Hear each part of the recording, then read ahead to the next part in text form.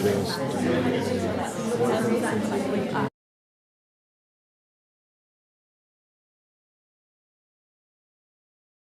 event is called Islamic Spirituality, the Search for Meaning. We have had a talk like this throughout the week, so hopefully this will shed light on a different aspect of Islam. Our speaker for tonight, this afternoon, not tonight. Our speaker for this afternoon is Abdullah al-Andalusi, who is a Muslim thinker, speaker and researcher. He tours the UK, frequently giving talks on various topics. And we're very honored to have him come all the way down today to deliver this talk. And without further ado, could we have Abdullah al-Andalusi for this presentation? Bismillah ar-Rahman ar-Rahim, alhamdulillahi rabbil alameen, as-salatu was-salam ala Nabi Muhammad wa ala alihi tayyibin wa sahbihi salihin. I greet you all with the Islamic greetings of peace. Assalamu alaikum wa rahmatullahi wa barakatuh. May the peace and blessings of God be upon you all. It was a very interesting topic which I was asked to deliver about spirituality. And we've all heard and used the word spirituality quite a lot, many times in our lives.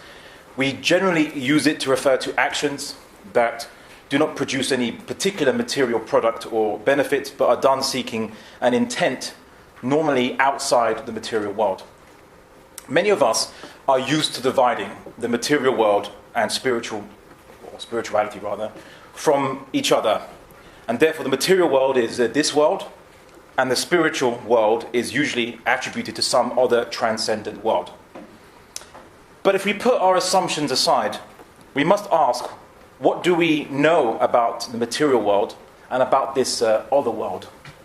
Of course, materialists would deny any other world except the material world, which they define as the universe of tangible and tactile objects.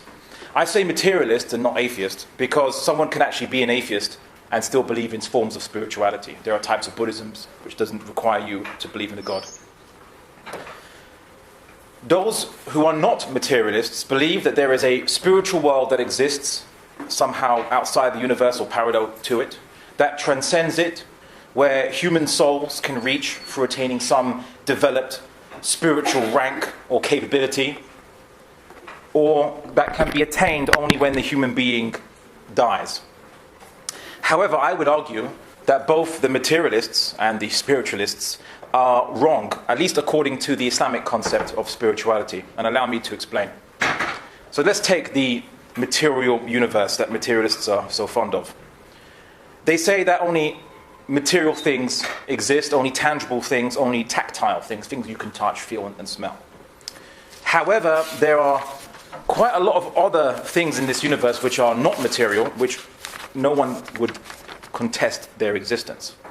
For example, just observing the universe, we see that all these material objects behave towards each other with a set of regularities in their behavior. These regularities we call laws, like the law of gravitation, laws of motion, laws of entropy, the laws of thermodynamics.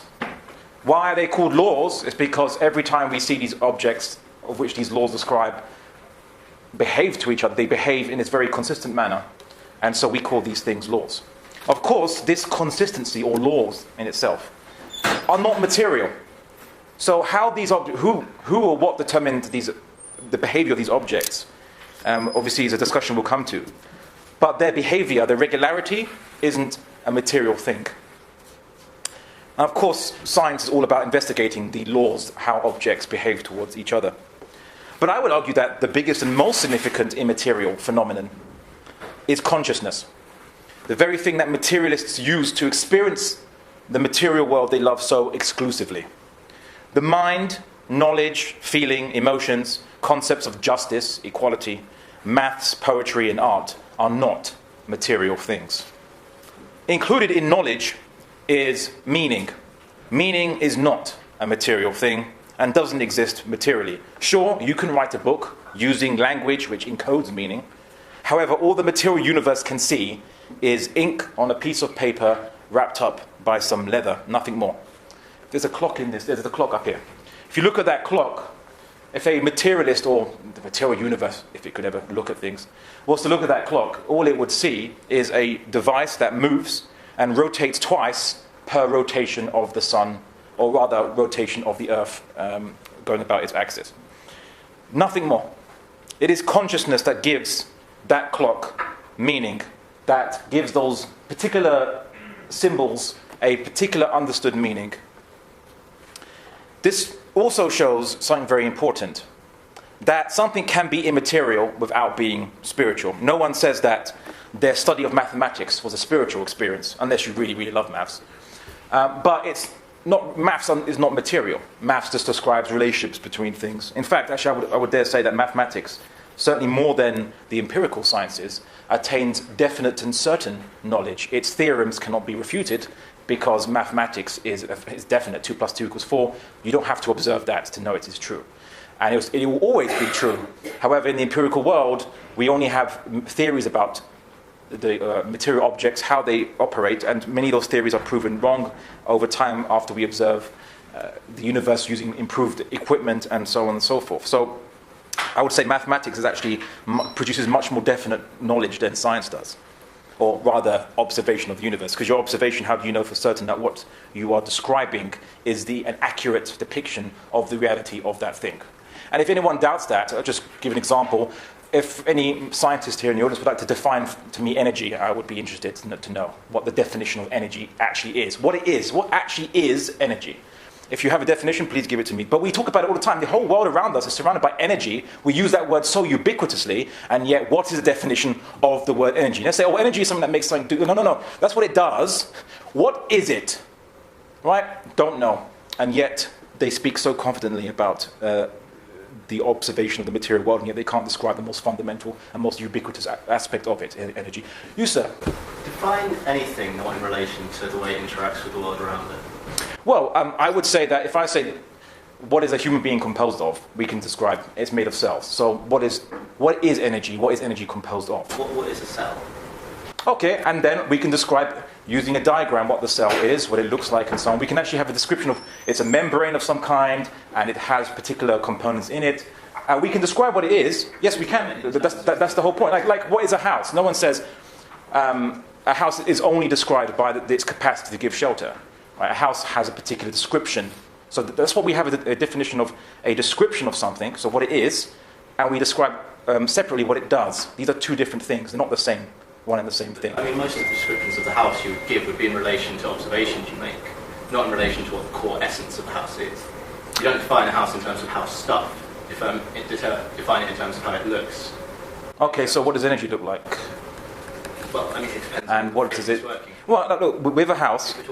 Okay, just to continue. So with a house, we look at the house. We know it generally has they must have some kind of a structure of some kind.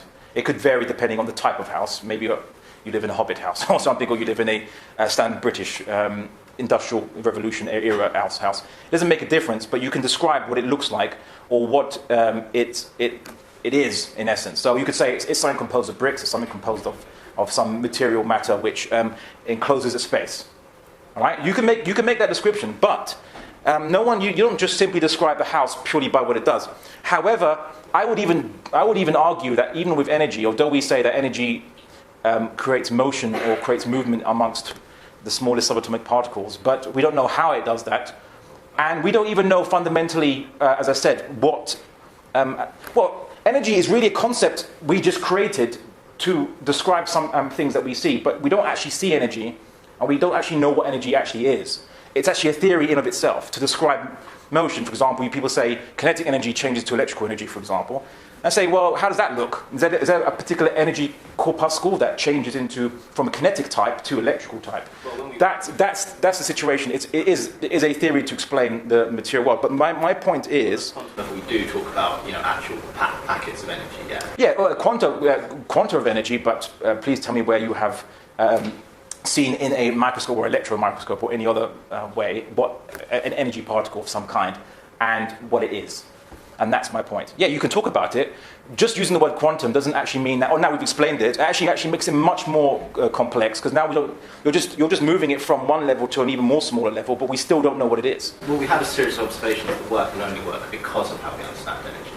I mean, it's rather... No. You have a theory, or we have a theory rather, of what to explain the observance of what we observe in the natural world. but we don't know what it is, right? So energy, as I said, is a theory introduced to explain what happens in the natural world, but we don't see energy, and we don't know what it's made of. So that's simply my point. That's simply my point. Anyway, just to continue the discussion. So, in terms of, that was the materialists. So materialism doesn't explain everything in the universe. And one also could argue that energy isn't material either. However, as for spiritualism, they also make a mistake, or spiritualists, they make a mistake. It is first to assume that they know anything about the realms outside the material world. Secondly, their claims about what transcends the universe is pure speculation without knowledge given to them or without a means to perceive it themselves. And unless you believe in a communication from the originator of the universe, where this originator reveals knowledge about such things, which people can call, let's say, revelation, to reveal, you cannot know for sure any of these things. Any so-called spiritual experience you might claim might be the subjective experience that you experience from your imagination, or it could even come from a drug-induced delirium. How can you be sure unless something is sent which can be experienced and verified by other people, some means of authentication?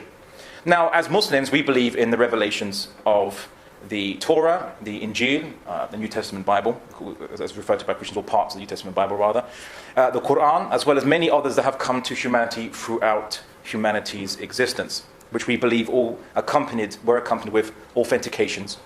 However, we believe that these revelations conveyed knowledge of a world that is beyond the material universe, but these worlds are not spiritual ones, in the sense of disembodied spirits floating around in some intangible ether, which most human beings imagine as some kind of smoke or misty realm. No, the world which, as Muslims, we believe in, which is beyond the particular material universe, is also material. You can touch it, you can see it, you can taste it, smell it, and feel it when you're in those worlds. They exist, we believe, right now. The place of judgment in the hereafter, as well as paradise and hell, are all physical places according to the Islamic worldview, not spiritual ones. Sure, the laws of physics there may be a little different, but they are places that can be sensed physically according to Islam, Christianity, and various sects of Judaism. Who told you they wouldn't be so? In fact, they are not spiritual worlds made of non-physical substances, nor existing in different dimensions, whatever that means, but rather they are part of the same material reality of our universe.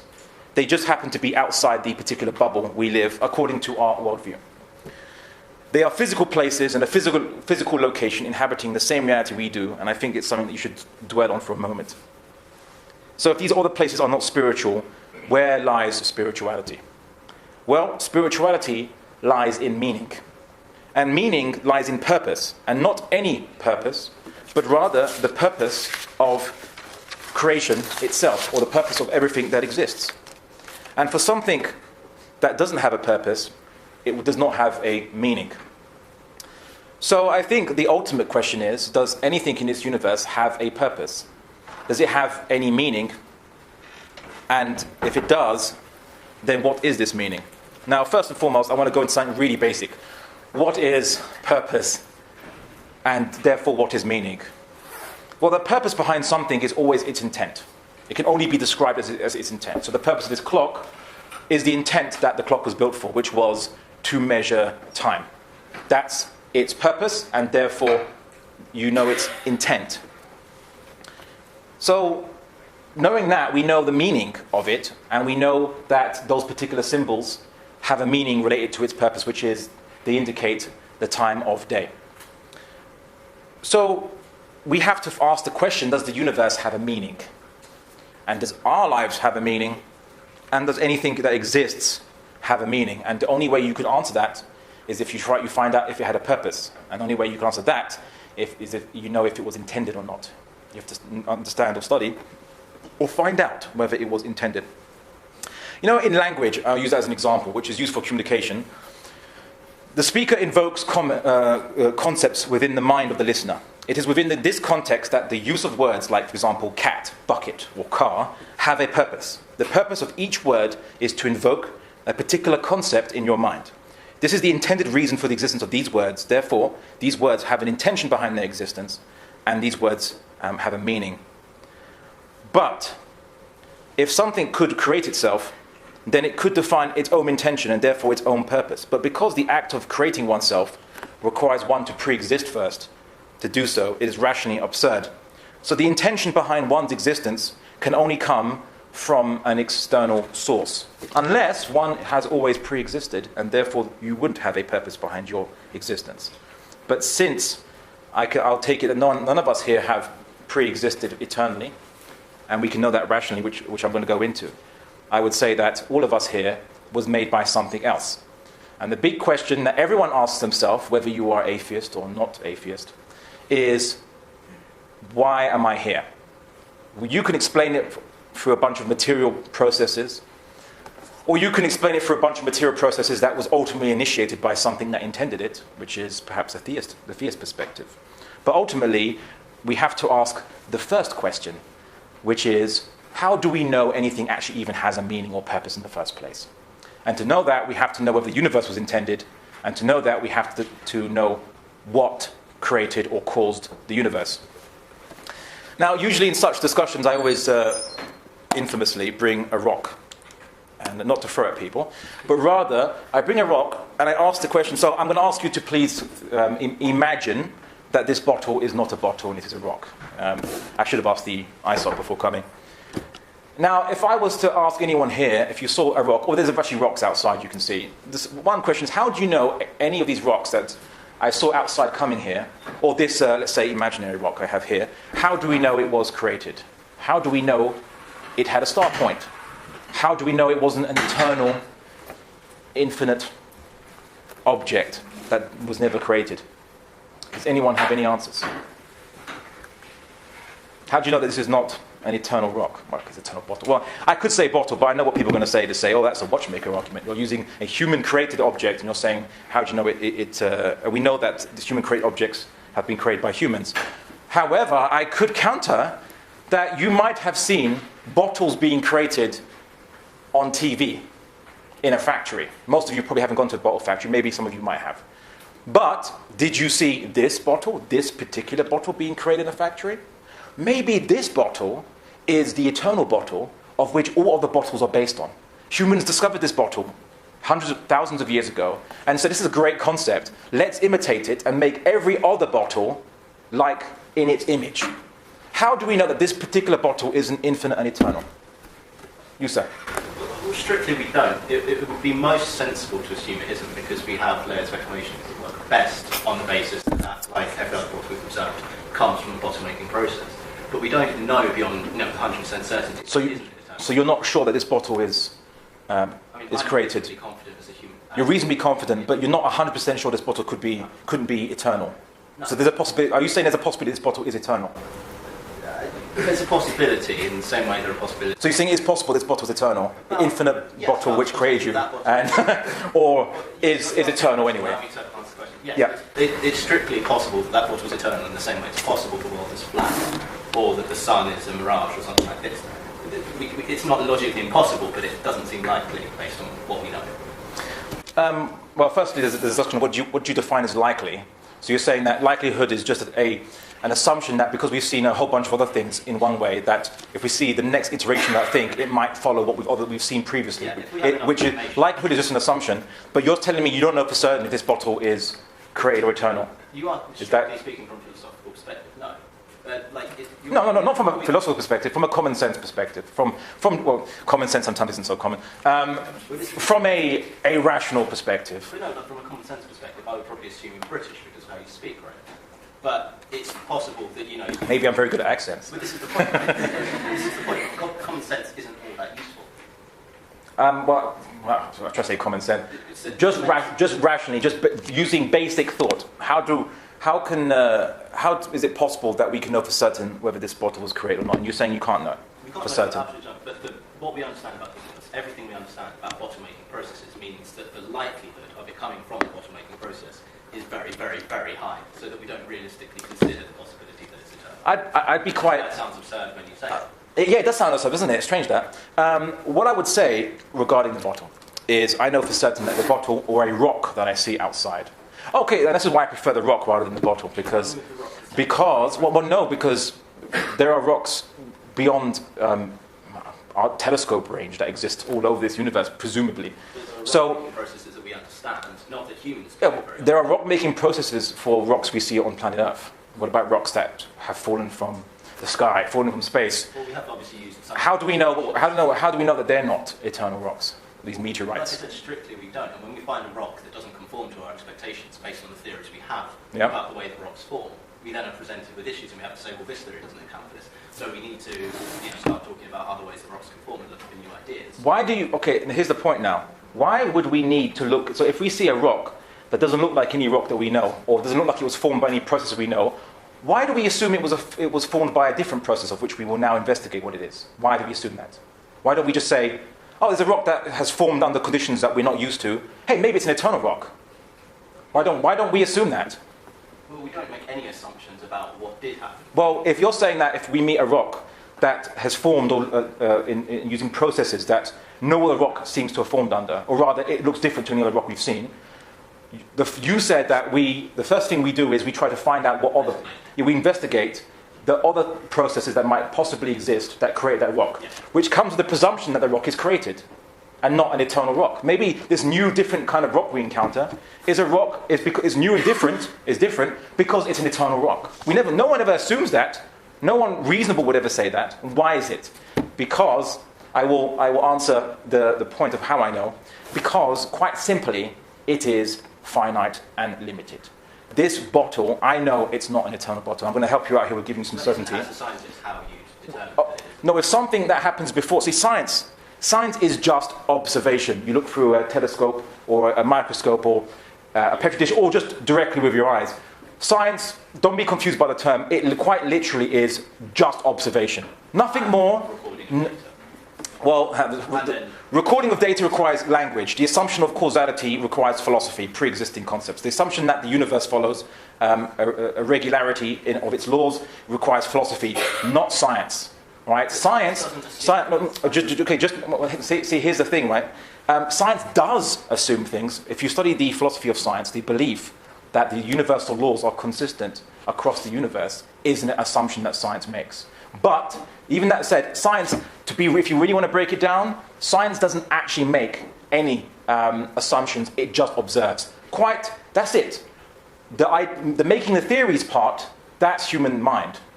Right? The writing the data into numbers, that's the human mind. That's not science. That's mathematics. That's language.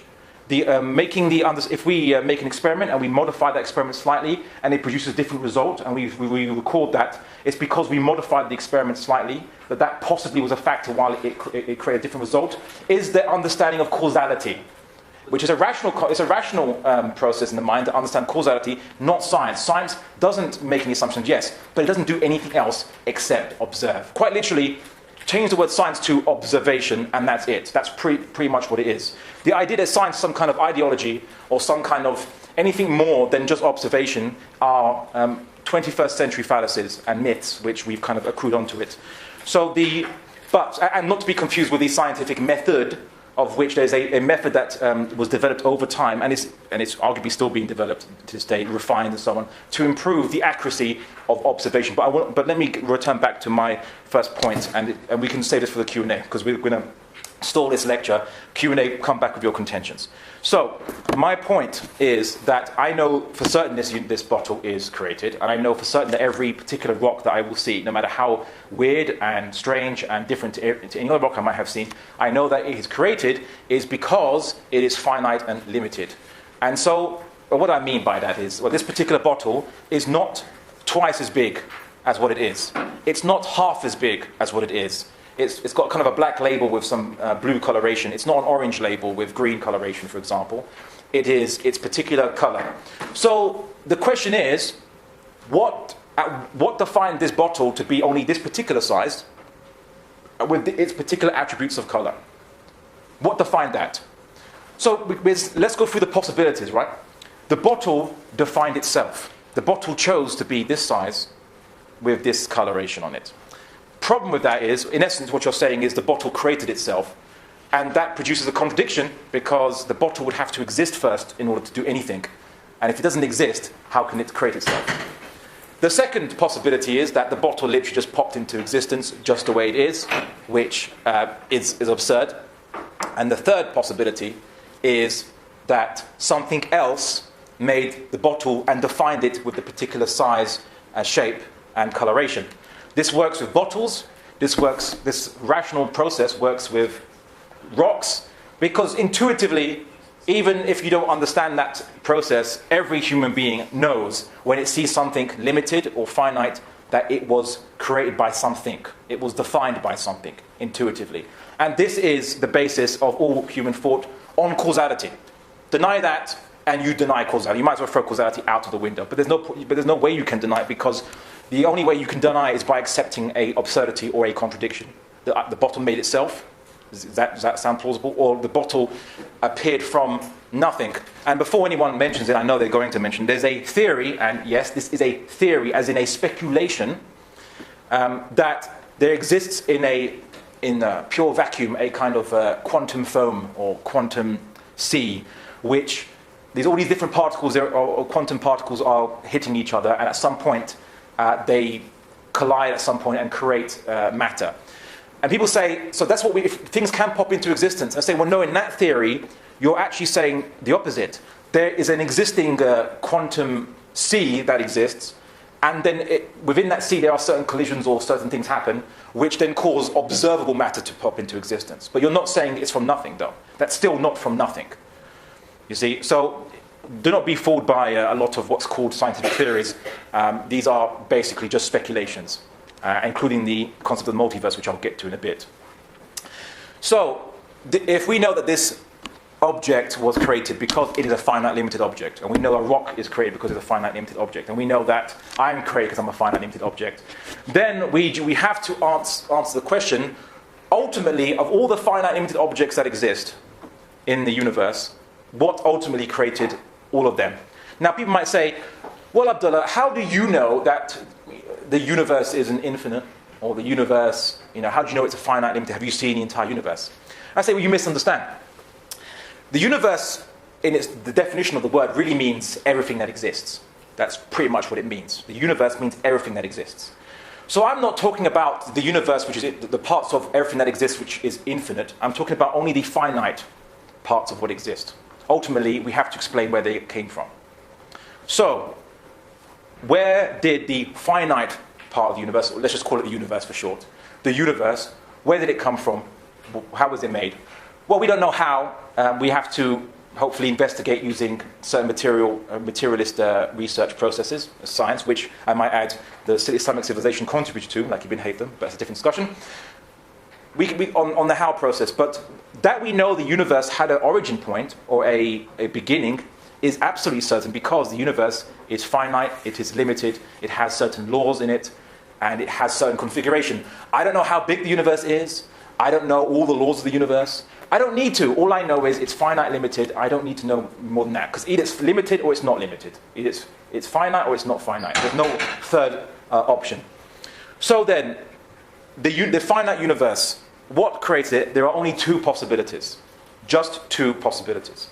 The first possibility is something else that was finite created the universe. Something else that was limited, like the universe, created the universe. Let's say, in one particular theory, the Big Bang and Big Crunch theory, which is basically that, the universe maybe came from a Big Bang, but that was the result of a big crunch of a previous universe which kind of collapsed in on itself, and then it blew up again and became this universe. Maybe there was a prior universe, or maybe there was some other mechanism other than this universe which created this universe, and not a finite limited mechanism. Maybe that's a possibility. Maybe that actually is a possibility.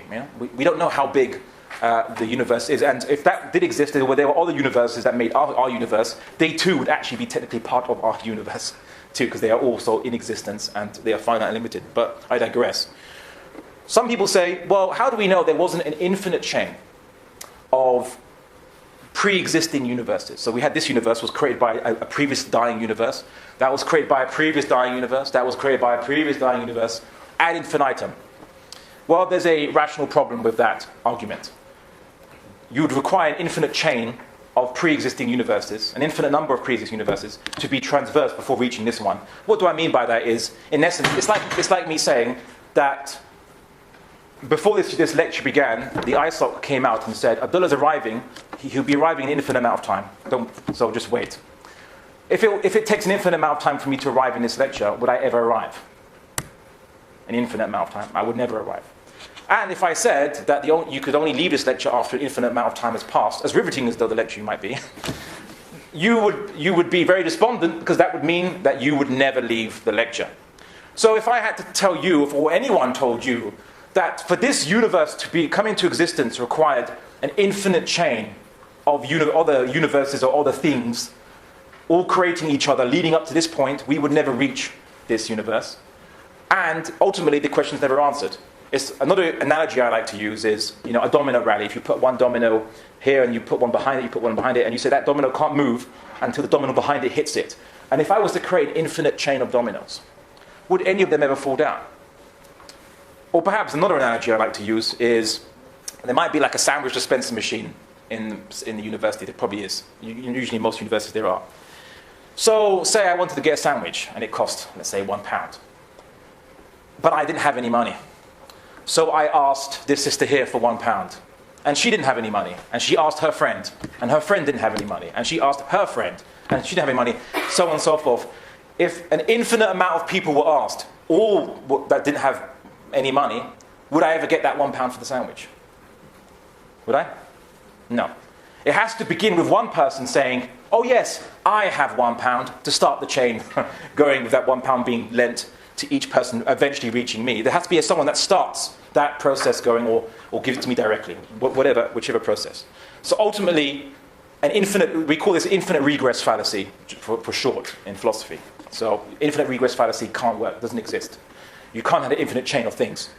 The only other possibility is that ultimately, whatever started this chain of creation going, or leading to us, or create us directly, whatever it is not finite, is not limited. Otherwise known as infinite, unlimited. The word infinis in Latin means not finite. And same with unlimited. It has no limitations. Has no particular defined characteristics that it couldn't change, or that it was defined for itself. So something that's not finite, not limited. Okay. It can only be that. There's no other possibility. But of course, someone could say, that's great. Maybe we even concede that. But how do you know it isn't this infinite force you talk about, this infinite, unlimited thing? How do you know it has a will or it has intent? Because remember what I said in this lecture, for there to be meaning in this universe, meaning in human life, there has to be intent behind it, right? An intention behind our existence, behind everything in this universe. So maybe this infinite force or thing is a mindless force, a mindless thing. It just creates universes. There is a particular theory that fits that bill, which some people call it the multiverse theory. People get confused as to what that actually means. Some people think it just means there's infinite amount of universes, and other people believe it to be the thing that creates infinite amount of universes. So let's go with that latter description. So they believe the multiverse is a kind of almost like a mechanical kind of thing that creates universes. And the argument is that if you think this universe seems suited towards life, towards human life, it's only because there's an infinite amount of universes. And if you have an infinite amount of universes with infinite possibilities, eventually you're going to get one particular universe that will be suited for life and our condition. There goes their argument, right? But there's a little problem with that. Well, actually, a big problem with that is, why does the multiverse make universes? Not answered. This multiverse, this mechanistic process, why is it making universes? No one asks that question. And what I mean by that is, so this multiverse is producing universes. What is making it do it? There are two possibilities. One, something outside the multiverse is forcing it or pushing it to make universes. Like if you have an infinite factory assembly line, someone's pressing the button. And of course, if that was the case, then whatever's pressing that button is the ultimate cause, not the universe and everything that exists, not the multiverse, which would then mean the multiverse isn't the first cause. And then you'd have to answer, then what is making that multiverse? Is that first cause and so on? So that can't work. The second possibility is the multiverse has an internal mechanism that makes it create universes. Like a clock has an internal mechanism that makes it move, right? Of course, we did have to ask the question, what is making that internal mechanism make universes? Or maybe there's a smaller mechanism inside that. Okay, great. And what's making that smaller mechanism make universes? Okay, maybe there's even smaller mechanism inside that. Like, it's like a babushka doll. You open it up and it gets smaller and smaller and smaller. There's a big problem with this. It's like answering that this clock works because there's a smaller clock inside that. And inside that smaller clock, there's an even smaller clock. And inside that, there's an even smaller clock. Ad infinitum. So an infinite amount of smaller and smaller clocks moving the hands on that face. There's a problem with that, if you've already noticed it. Infinite regress fallacy again. For the hands on that clock to move, you're saying it requires an infinite chain of clocks all moving each other to move that hand on that face of that clock. If that hand required and had to wait for an infinite amount of clocks to basically move each other, it wouldn't move. And what would be the first clock that moves all the other clocks? It wouldn't exist. So, infinite regress fallacy couldn't exist. The multiverse couldn't have an infinitely smaller mechanism inside it, because you're just now saying that's an infinite regress fallacy. And it couldn't be something else higher than the multiverse, making the multiverse do what it's doing, because then the multiverse isn't the first cause. It's this higher thing. So the only possibility is whether the multiverse doesn't make sense. The only possibility, quite literally, the only other possibility is that whatever this infinite, all-powerful force is that created the universe, or created all the universes, or however many there are, I don't know, it did it on its own initiation. It initiated it itself, without any compulsion, by any smaller mechanism or outside mechanism. We have a word for this, for something that initiates actions of its own, of its own volition. It's called will. It has will. And if it has will, then when it makes the universe is intended. So this ultimate first cause, when it made us, we were intended to exist. And if there's an intention behind our existence, then our existence has a meaning. Because meaning is only defined as intention. That's what meaning is. So I could argue I don't need to empirically see this, only because it's quite literally the only possibility that doesn't run into contradictions and fallacies. There's no other possibility. And this is quite fascinating because the Quran, it tells the human reader to think about these things, to actually come to that conclusion. The Quran says, and we believe this is God speaking, and we did not create the heaven and the earth and that which is between them aimlessly. That is the assumption of those who disbelieve. And this is very fascinating. If you assume, in essence, if you're saying the universe has no meaning, even though the universe was intended to exist, this is your assumption. This is you making the assumption on that. And just a little anecdotal side point I always find funny is I sometimes hear the argument. They say, I don't believe in God, just like I don't believe in unicorns, fairies, and goblins. They always try to bring some fantastical creature, fairies, unicorns, fairies, and goblins. I say, okay. Then you ask them, what do you believe created the universe that has life in it? That was a universe that has a life that could think and observe the universe and think about the origins of the universe and come to the conclusion of a creator. What do you think? How do you explain that? And they say, I believe there's an infinite amount of universes that were created by the multiverse, which have infinite possibilities, and we just happen to be the one that was conducive for human life. I say, that's very fascinating. Because, taking your logic to its natural conclusion, if there's an infinite amount of universes with infinite possibilities, that must mean, I think that girl gets it, that must mean that in one of these universes, there's a unicorn. Another universe, there's a goblin. And in another one universe, there must be a fairy. Infinite possibilities, right? And Lord of the Rings happened in one universe, and Game of Thrones happened in another universe. It must be infinite possibilities, right? Infinite possibilities. That's what they argue. Right? And I say, well, in response, looks like you actually believe in goblins, fairies, and unicorns, not me. Because according to their theory, they'd have to exist. And so that is just as a small anecdotal aside there. So reflect upon that, right? Reflect upon this. The creator of the heavens and the earth intended to create a universe that produced you. Your life, your particular life as well. Not just, okay, there's billions of other humans, yes, but you specifically as well. your lifespan, everything that happened to you today, including you coming here, was all intended to happen, then your life has meaning. And if you're intended to exist, and if everything in the universe seems to operate on laws, like law of gravitation, law of enthalpy, law of entropy, what is our law? What's the law for our creation? How are we meant to live? What should we be doing? And what shouldn't we be doing? Because we seem to have the capacity to intellectualize this. We have the capacity to make choices. Some disagree about whether free will exists. If you're a materialist, you have to disagree that free will exists. If you're a materialist, you have to believe free will doesn't exist. And of course, then you can't even justify why people should even have freedom. Because if free will doesn't exist, why give people freedom then? Whereas, at least we have the basis to argue that people have the right to make choices. Because you have free will, the capacity to make choices. And what is free will? How can you determine it in a material universe? But we have the basis to argue that. We have the basis to argue that there's free will. So whatever made us to have the capacity to observe the universe around us, think about it, and come to this very conclusion I'm presenting today. To come to knowledge of the Creator. The Creator made us, and with the capacity to have cognizance of His own existence. You don't even need revelation to tell you that. But the Quran does make these points.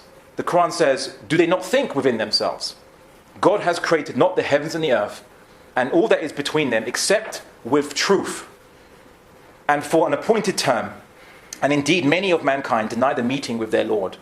And another verse in the Quran, indeed, in the creation of the heavens and the earth, and in the alternation of night and day, are signs for those of understanding. The word signs in Arabic is ayat. I'll come back to that in a second.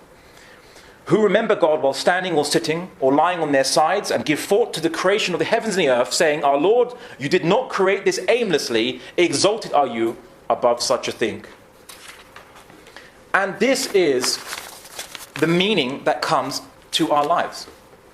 Because if you were intended to exist, and you were intended to live by a certain law, like everything in the universe follows regularities, then what is the law behind our existence? And then you have the basis to judge good and bad. Why? Because you know the intent. Obviously, we are very complex creatures, and we weren't born with instruction manuals. We require some help as to how to actually order mankind, which I would say is the argument for the necessity of revelation, because we're too complex. How are we meant to organize an economic system that produces real justice? How are we meant to organize a system that produces accountable government? True accountable government. How do we organize ourselves to create justice in the world, to give to those who need and those who deserve, and not to those who don't deserve? So these are things which political philosophers are still trying to wrangle to this day. We still don't know how to do these things. But, and very fascinatingly, if you know your purpose and you know how to live, you can judge good and bad.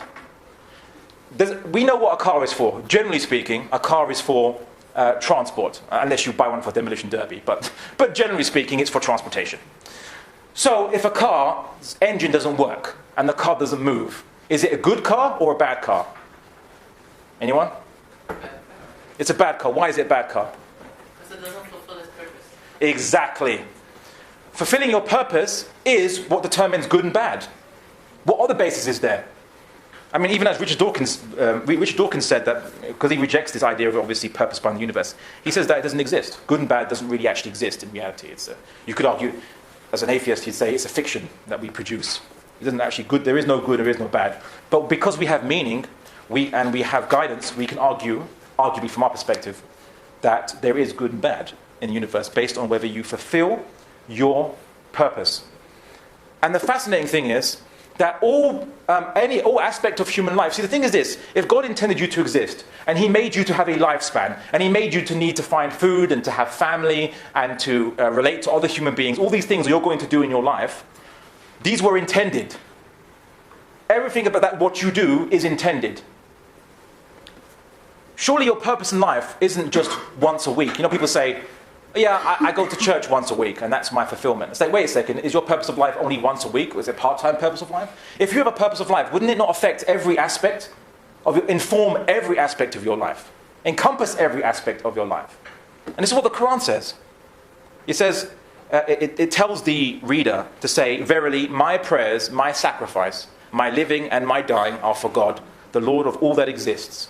Your entire life is encapsulated by your purpose. And this is spirituality. See, spirituality isn't that you float off as some disembodied spirit throughout the ether. That's not spirituality. Spirituality isn't just only going into some underneath a Bodhi tree and reflecting on things. I mean, yeah, it's good to reflect. No, nothing wrong with that. But that is not the be-all and end-all of spirituality, because we were created to eat. So while someone is reflecting off in there underneath a Bodhi tree or in a cave somewhere, there are people that have to actually till the land and produce fruits and vegetables so that humans can actually eat and feed the person who is focused on his particular matter or her matter. And here's the fascinating thing. If good and bad informs every action you do, and you are created to live in this life, then spirituality is everything that you do in your life. If you do it pursuing the good, fulfilling your purpose, having in mind your creator, that is spirituality.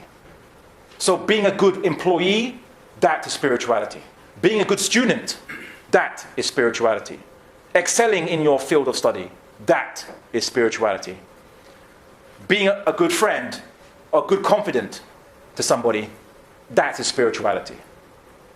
Inventing a medicine that cures some forms of cancer, that is spirituality. As well as prayers, as well as reflection as well. All these aspects are spirituality. There is no division really between the material world and the spiritual world, because if you really want to reflect on it, as from our theist perspective, the entire universe was created by God or by the Creator. So the entire universe is spirituality, if you want to look at it from that perspective. Everything is spirituality. So this division that we've created, the artificial one, mainly in a secular world, that there's the material world and the spirituality is a fiction. There is no division, because everything is your purpose in life. And I know politics these days say we should keep, let's say, religion or ideology separate from politics, which they don't do it. Like, you tell a secular liberal to keep secular liberalism away from politics. They say, what? But it informs our politics. Well, so does our way of life does. So why are you telling us to do it as well? Or tell a communist, it's great you're a communist, but keep it for your private life, not for the political life. So wait a second, but communism is all about political, life and systems. Right? And the same with a Christian, same with a Jew as well. They had certain beliefs and ideas that informed their political life. So to say, and really what you're saying with the idea of secularism is, you're saying that whatever is your purpose in life, it should be separate from your life's affairs, which is completely irrational as a concept.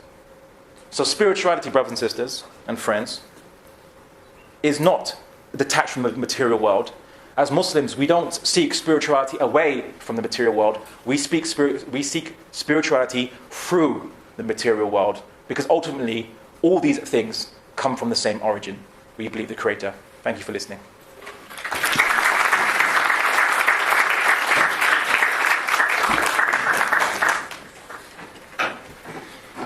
Thank you very much for that talk.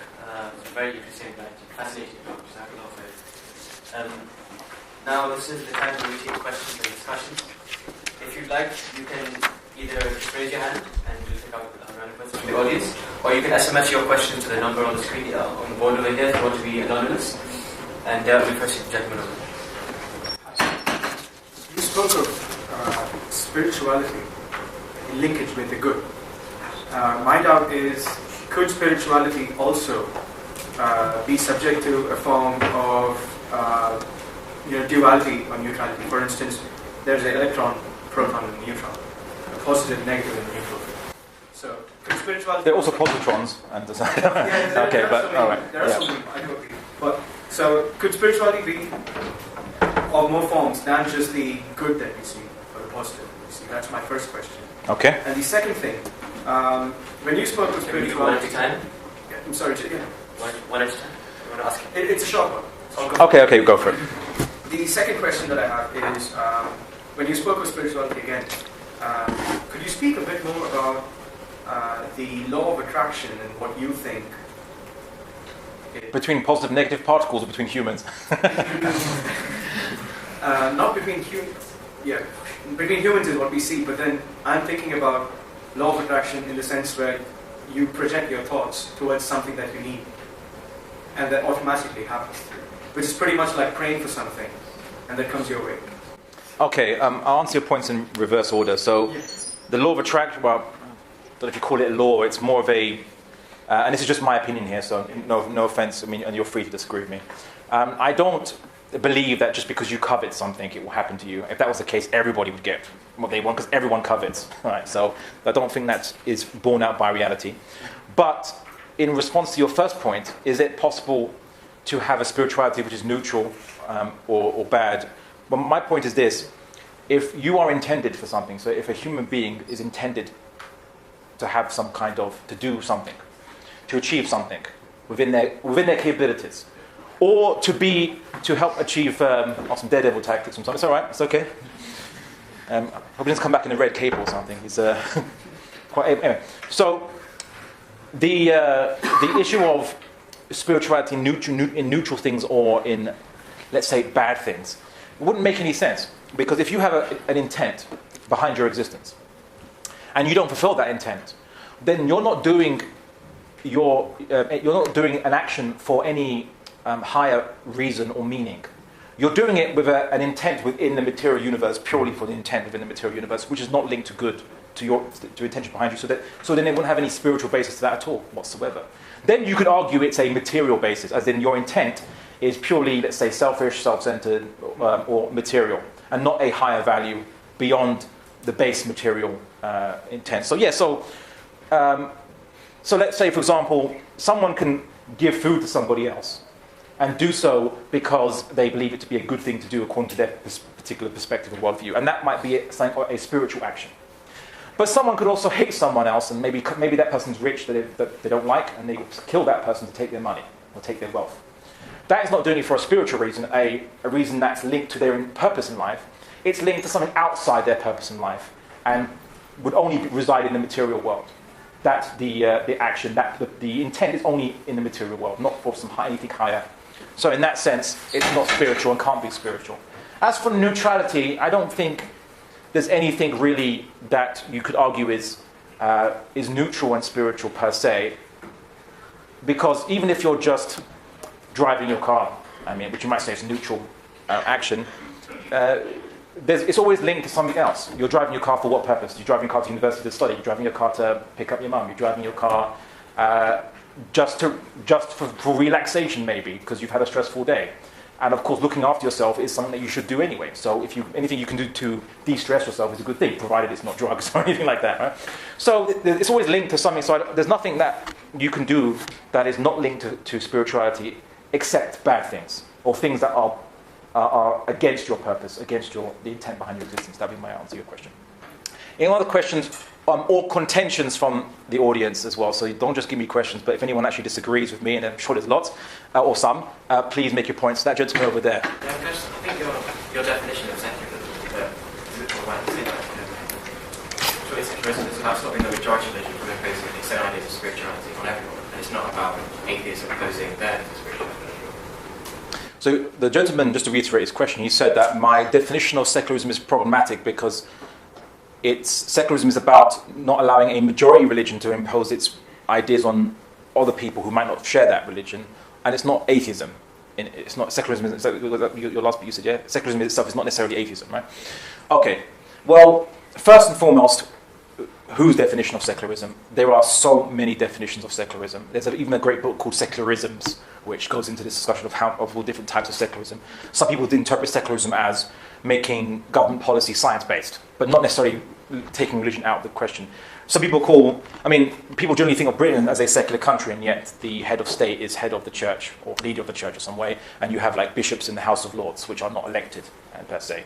Of course, even in America, where you don't have an established church, in this country you do have an established church, in America you don't have an established church, but people who are, let's say, usually Protestant Christians will vote in mass numbers for policies which are informed by their religious belief. They just don't say they don't publicly say we do this law because the Bible says it. They just say we are pro-life, for example. They'll couch it in different terms. I would argue that secularism means different things to different people, and its first definition was disestablishment of church from state for the most part. or a state based on the leader just being whoever holds the weapons or the biggest stick is the leader, not the Pope or anything like that, who's just a spirit who doesn't have any weapons. Well, at least no weapons to control all the countries in Europe at the time. However, if you look at secularism philosophically, what it actually means would be that, in theory, it would say, well, a religion informs morality. If you're saying that no religion should be the basis for any state, then what moral system will form the basis of any state?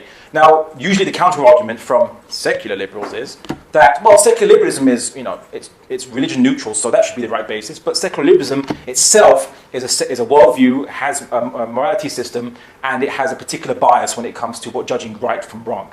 So all you've done is substitute one religion for a materialistic religion, quote unquote. This time being secular liberalism. Communism too has a worldview. It has a basis of judging right from wrong. And no one would say that communism was neutral when it came to different religious beliefs. And so I think the same shouldn't be said of secular liberalism. You just get different types of secular liberalism. So there are some which are really imposed strongly on society, like in France, where you sisters wearing hijab would not be allowed to wear hijab in good old secular France. You can't pray in public in France, and you certainly can't wear the face covering in France too. So good old free France. Whereas in England, which still actually has an established church, the Church of England has been actually very pluralistic to many religions, and actually some people argue that England is much more accepting of different religions because it has an established church, which was ecumenical and accepting, not pure secular state like France. And of course, the French Revolution wasn't all roses and rainbows and gumdrop smiles. So that's the little discussion on secularism. So I would argue that secularism doesn't mean any one particular thing. And if you look at it philosophically, it argues an absurd notion, which is your purpose in life is separate from your life's affairs. And purpose in life informs morality, right? Now, all that really happens is all the politicians adopt any particular morality they follow of their belief system and argue for it via non-religious language, but they do it back in America. In England, secular liberalism has become like a mainstream ideology, and so people will argue, even Christians will argue, that it's acceptable for euthanasia and abortions and so on and so forth because they've adopted secular liberalism in their public life, even though privately they disagree with it, which I think is a bit hypocritical on them. But some of them are forced to be hypocritical because if they would outwardly express their religious opinions, they would be cast down strongly by a secular media. But I digress. Anyway, so I argue that the secularism itself doesn't make sense philosophically. Every society orders its laws by morality. Laws come from morality, and morality comes from your worldview. There's no way of getting rid of that. Sorry, just before we take a text and SMS question. Sure. The question is, would that definition of spirituality be in line with the Islamic definition of Sufism? And follow up with that, it says, and how does the Islamic definition of spirituality differ from other faith traditions? Okay, interesting question. So, how would the definition I presented differ from tasawwuf? And it said, it also mentioned things like Buddhism. Okay, I'll deal with the first part of the question. So, tasawwuf is it's a spiritual discipline. I think the early forms of what is called Sufism are really just psychotherapy for Muslims. Ultimately, what do you do in psychotherapy? When you go to a psychotherapist, you have a particular problem with your subconscious. You have a particular habit or behavior that you have an issue with. And the psychotherapist tries to help you to deal with it. It might be anxiety, it might be depression, it might be you have anger problems. So the psychotherapist tries to put you in some kind of a course, be either cognitive behavioral therapy or some other kind. It shouldn't be drugs, but that's psychiatry, not psychotherapy. They just say, here's some drugs for your anxiety. But it should be, it should actually be to deal with your problem that you have in your heart, so to speak. So if you look at tasawwuf, as it was, which is the Arabic word, I suppose, for the practice that Muslims have been kind of engaged in for centuries, it's really a type of Islamic psychotherapy to get your heart in line with the Islamic model for conduct behavior. So if you're anxious, a person who's adept at practicing tasawwuf might put you in some certain types of realizations or certain types of reflections, certain types of practices to help you reflect that, for example, maybe your life is in the hands of God and whatever happens to you, you should trust in it, but just do your best and not worry about things you don't control to help you get rid of your anxiety, maybe. Right? So tasawwuf really is just Islamic psychotherapy, and It's not really a particular sect or different school of thought. It's actually just a practice. After or during the time of, I mean, maybe even prior to the time of colonialism in the Muslim world, when you had a lot of these Western ideas come in, certain Muslims started to interpret tasawwuf as a requirement to just separate from the material world and go into the spiritual world of just separate from material society, or material society is bad or evil, mainly because Muslims were losing control over the material world, so to speak. So obviously the Europeans had superior military technology and so on and so forth, and Muslims couldn't compete around about the 18th and 19th centuries, and they started to kind of divorce themselves from the world. And this is actually very recent in Muslim history. Just to give you an interesting example, people think that of Sufis as being pacifist and so on, which is not traditionally what they were. Some of the great Sufi practitioners were actually military leaders and commanders. They even led insurrections against French occupation of Algeria, against Italian occupation of Libya, and so on and so forth. These were Sufi commanders and generals who fought, and Russian occupation of Chechnya as well in the 19th century. So these were Sufi commanders and generals who were very much in the world. And if you looked at Sufi practitioners, or tasawwuf practitioners rather, at night, yes, they were engaged in acts of reflection and pondering and worship. However, in the daytime, they were judges, commanders, leaders, politicians, so on, scientists, whatever. So this separation of the material world and spiritual world doesn't exist, but rather because the human heart requires some modification over time, because it might have accrued wrong habits, bad perceptions, it needs to be worked on, and this is what tasawwuf comes into it. So that would be my answer to that. The second point of how does Islamic spirituality differ from Buddhism, Christianity, and others, I would say that, in these traditions, there's a lot of variance of practice. So you might have Christians who are very much, their practice of spirituality is almost identical to, let's say, or similar to Muslim practice. There have been cases where people will go into monasteries and they'll have communes of monks or nuns who want to be separate from the world of politics and the world of the more mundane world and just focus on their rituals. And there have been equivalents happening in the Muslim world too, with men going into the Muslim equivalent of monasteries and separating from the material world to do meditation. But that we call asceticism to be asceticism. But asceticism isn't really an early Islamic recommendational practice, because the Prophet Muhammad ﷺ, he lived in the real world. He didn't go into a monastery or just spend his entire life separate. I mean, sure, he spent a lot of time pondering about things prior to his prophethood, when he was trying to work out the purpose of life and he was trying to work out these things. And then we believe he received revelation at that point. But after he received revelation, he very much went out into the world. He was a political leader. He was a judge. He was very much someone who was a teacher. He was a father, and he was a husband. He did all these different things, which is in the real world, or in the material world, so to speak. So asceticism isn't really an Islamic practice, but certainly, and religions that engage with asceticism, or they have ascetic practices, is probably just a human phenomenon, not necessarily a religious phenomenon.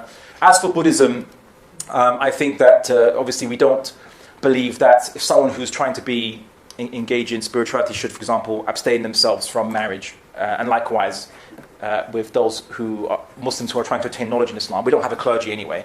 We don't believe that they should abstain from marriage, because marriage, we have reproductive organs, so it is intended for us to generally get married, we believe, or at least for those who can.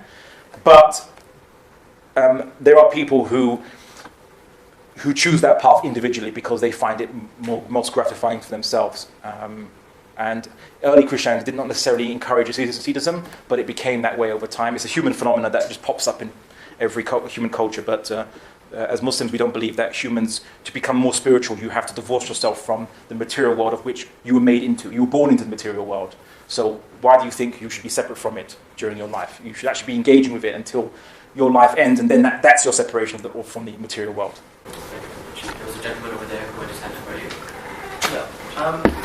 Well, I have a number. Firstly, I really like your definition of spirituality. I think it's a very healthy way to carry forward the idea if you know how to fulfill your life.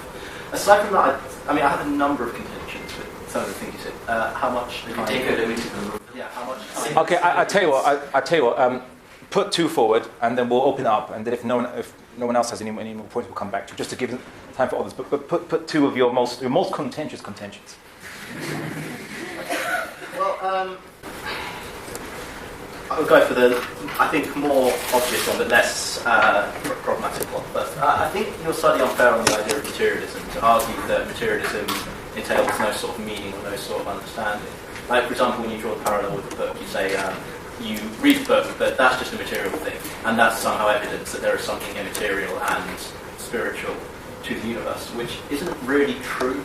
Materialism doesn't struggle to account for information transformation or transference. Okay. I mean, you don't have to be a theist to read a book. I mean, that's not what I was arguing. I was really arguing that in the eyes of the universe or the material world, language itself is not a material thing. It's not something that's a tangible object in of itself. Well, not as a discrete single language, but every single phenomena of language, including spoken and interpretation, is explicable from a materialistic sense. Well, here's the thing. It's explicable from materialistic. Well, here's the issue. I mean... it's not an issue. It doesn't prove... Okay. Well, I don't think... You could say it's explicable from a materialist sense. I would like to hear the explanation as to what is a consciousness, what is information or knowledge. What is matter? Yeah, well, okay, what is... Okay, I mean, just to give a point, so I've listened to the materialist explanations of consciousness. So they say that all these biochemical processes that happen in your brain create an electric field of some kind. This field is consciousness. In essence, it's the materialist version of the soul. Is this, again, a non-tangible field that is bioelectrical field? That's one theory from... Neuroscience isn't intangible. The electrical impulses are very well documented and quite well understood. That doesn't mean you can relate every impulse to every psychological phenomenon, but it's not a mystery as to what is happening. Well, look, consciousness, right? Please tell me where they find it under a CAT scan or a magnetic resonance imaging machine. Please tell me where they find consciousness. Currently, the best theory they can produce is that consciousness arises out of these chemical processes happening in your brain. It arises as some kind of disembodied electrical field, which is pretty much the materialist version of the soul. But it's a speculation. What does a feeling feel like, right? So people, there's a common joke. People say that, love is no different to eating large amounts of chocolate. Maybe for some people it is, hey. But what it actually feels like, the perception, the experience, or the understanding of knowledge itself, what is that? Where do you find knowledge? I mean, sure, you can see neurons connecting each other to when you're trying to remember things. Yeah, of course. But how do you know that's connected to someone remembering it? It's because the person tells you, right now I'm remembering something. Oh, okay, and then you link it, what they've just told you, what they claim, maybe they could be lying, but we generally think they're not going to be lying for a scientific experiment, but we're relying on someone's testimony as part of our scientific experiment. And that's my point. It's not material. When you describe it as the scientific equivalent of the soul, that's quite misleading, because the soul... No, the materialist equivalent of the soul. The materialistic equivalent of the soul.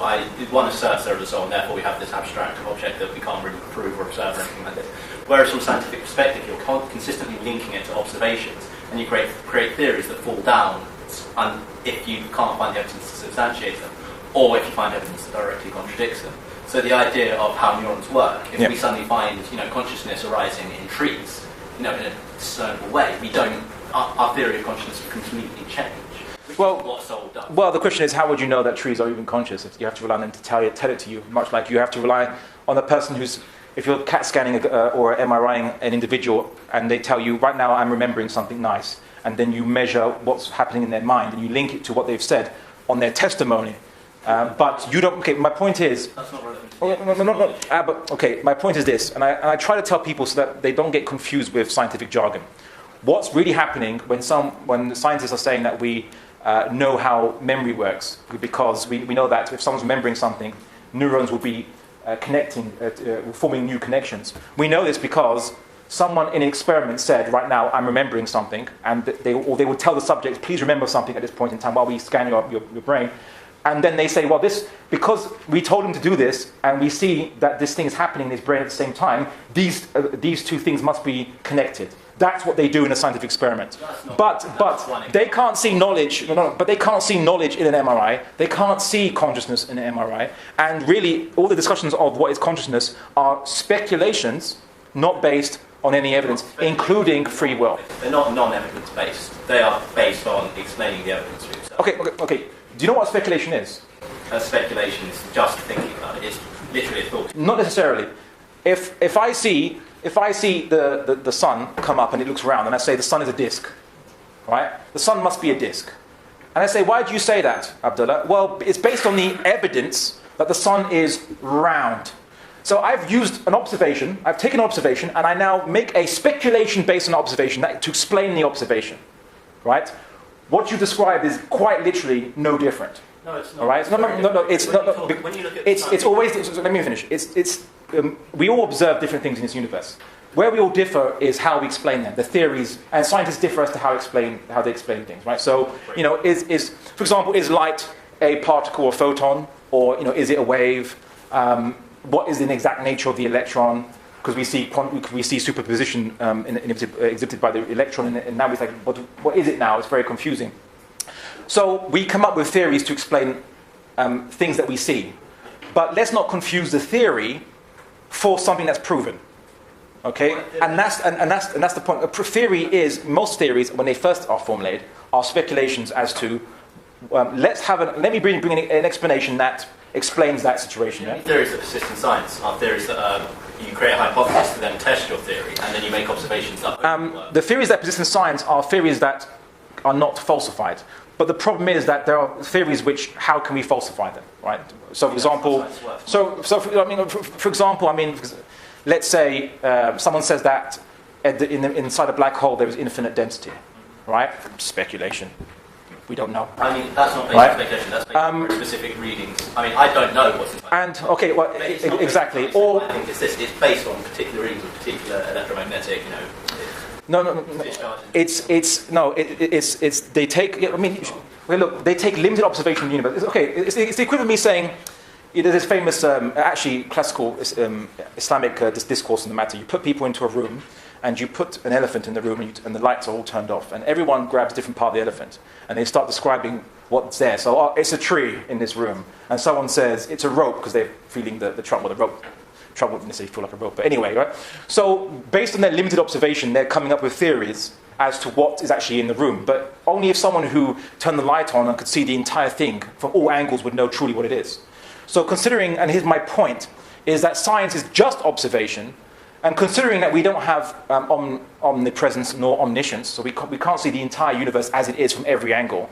We are making speculations on limited observations of the universe. Now, I don't think it's a bad thing because it helps us to gradually refine our ideas, and it's really great. But the problem the issue I take is when you have ideologically motivated, let's say, scientists, many of them are atheists, who like to make big jumps. And because they are scientists, they present their speculation as theory. So when Sam Harris talks about consciousness, and he says that, yes, explainable. It isn't explainable. It quite literally is not explainable. But what he's doing is, it's explainable with, I could produce a theory for it from my own biases about the subject. Well, yeah, okay, fine. Anyone can do that, all right? Anyone can do that. But look, all you need to do to refute me on this matter, and which I'll accept, is please present me an MRI scan of consciousness, and I will concede the point.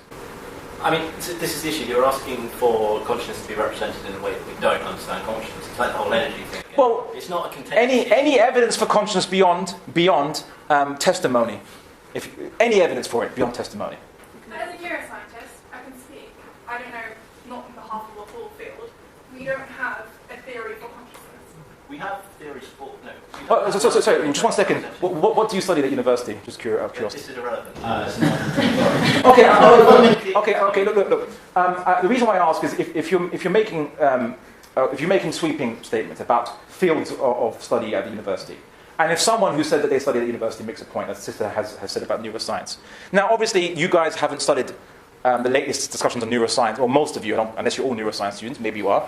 But assuming that you don't just all study neuroscience, many people here won't know what is the current discussion of neuroscience here. So I'm saying that, you know what? Ignore me, ignore him, and listen to the sister who claims she's obviously studying neuroscience. Huh? It's not from authority. This is the exact point I was making. Tell me. You believe in the theory? Let me make. You believe in the theory of relativity, right? I have vague understanding of what it is, and it seems more likely to be true than not to be. Okay, have you performed the experiments that demonstrated relativity? So where did you learn about it from?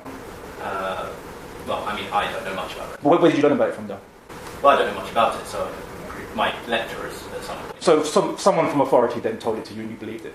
There's a difference between taking... Okay, all right, I get the point. There's a difference between deference to expertise and an argument from authority. An argument from authority is, I'm an expert in this area, therefore what I say is true. Whereas deferring to somebody's expertise is saying, these are a group of people, and there are less explicable reasons as to why they would lie or be wrong than as...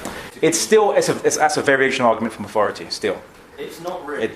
That's my point. Most of the people who believe in different scientific theories will only know about it from books and from individuals that teach them. Yeah, sure, the vast majority might not have any basis for lying, but if you didn't directly yourself perform the scientific experiment, you cannot argue that you base all your knowledge purely on observation, and that was my point.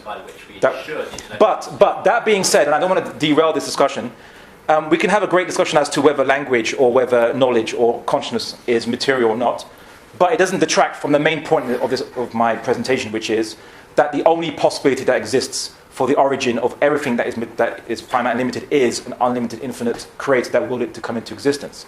That was my main argument. But your second question, okay. We move on to another question. We'll come back. Then other people actually ask questions as well. It's okay. Sorry. Please, I don't appreciate that. I will. Sorry. Yeah. People in the audience, I don't appreciate making comments to other people in the audience. I will make comments to everybody. I tell you what. Okay. I tell you what. So we'll open up to everybody else to have a chance, and if that's exhausted, we'll come back to you again. Just to give everyone else to have a chance. So is there someone else? Yeah. Assalamu alaikum, jazakallah khair for the lecture. I have one main question, which is we believe that human was created for a purpose, and we also believe in Islam that there is a decree, there is a qada wal qadar. Then the famous argument, which I don't have a very, very clear answer about, is that so humankind was given a free will. Yeah. Either when you go to a right path, you go to Jannah, or you go to another path, you go to Jahannam. So how does... Sorry? Okay. Heaven and hell. Either go to heaven or hell. So now I wanted to say, how does Islam treat both the free will given to human as well as the decree? Okay, so a typical time-old discussion between philosophers on the matter. So I'll answer it very simply.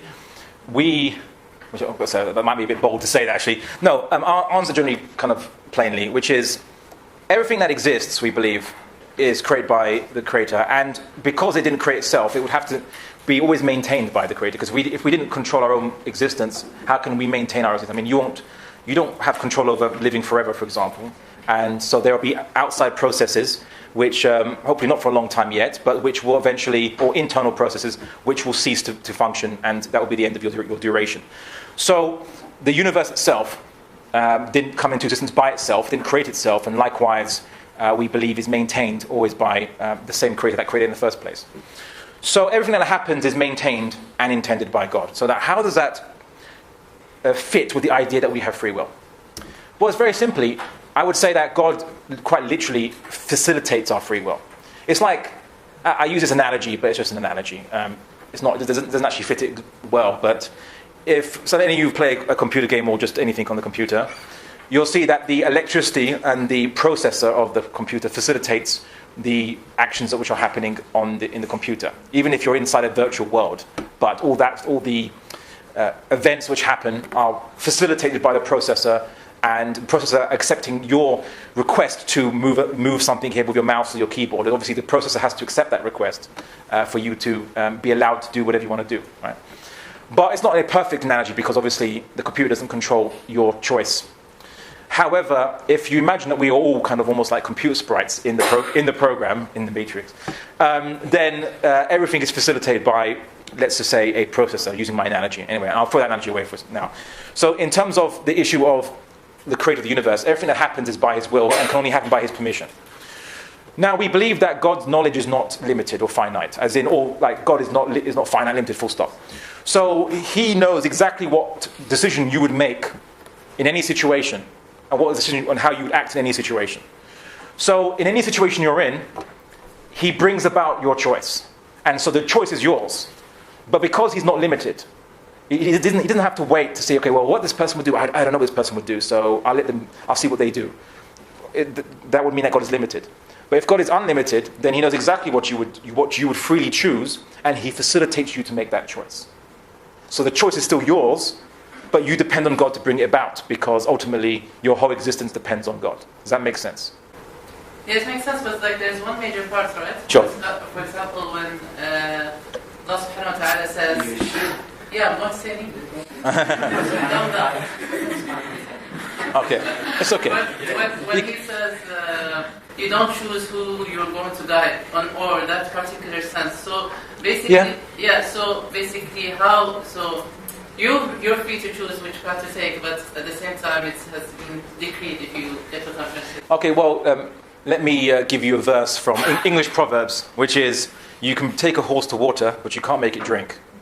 Right? So the verse of the Quran is saying that you can't choose. You don't choose who is guided, basically, because you don't have any control over someone else's free will.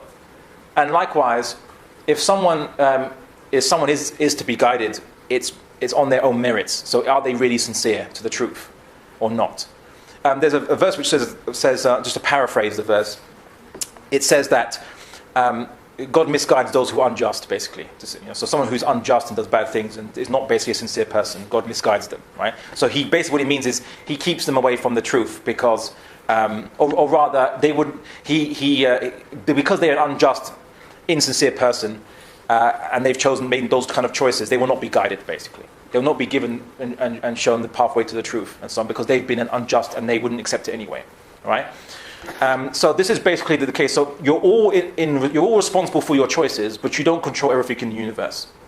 And your choices, for them to even be made, it requires God's permission for God to bring them out of you, because you didn't make yourself, and you certainly can't make anything. So we require God to facilitate us to have that permission to do so. So in a way, God is a facilitator of your free will. So while God will not compel you to be bad or to be good, but rather God will facilitate your choice and will, support your ability to make that choice, basically, of which you wouldn't have that ability to do so. Okay. I just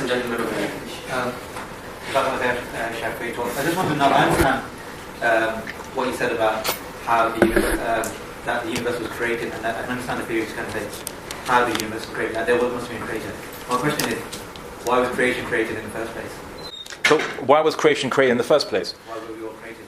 Okay, well, this is an interesting question, and I suppose I alluded to it, but we were created. I mean, the Quran says that I have not created mankind or jinn except to worship me. God is saying in the Quran.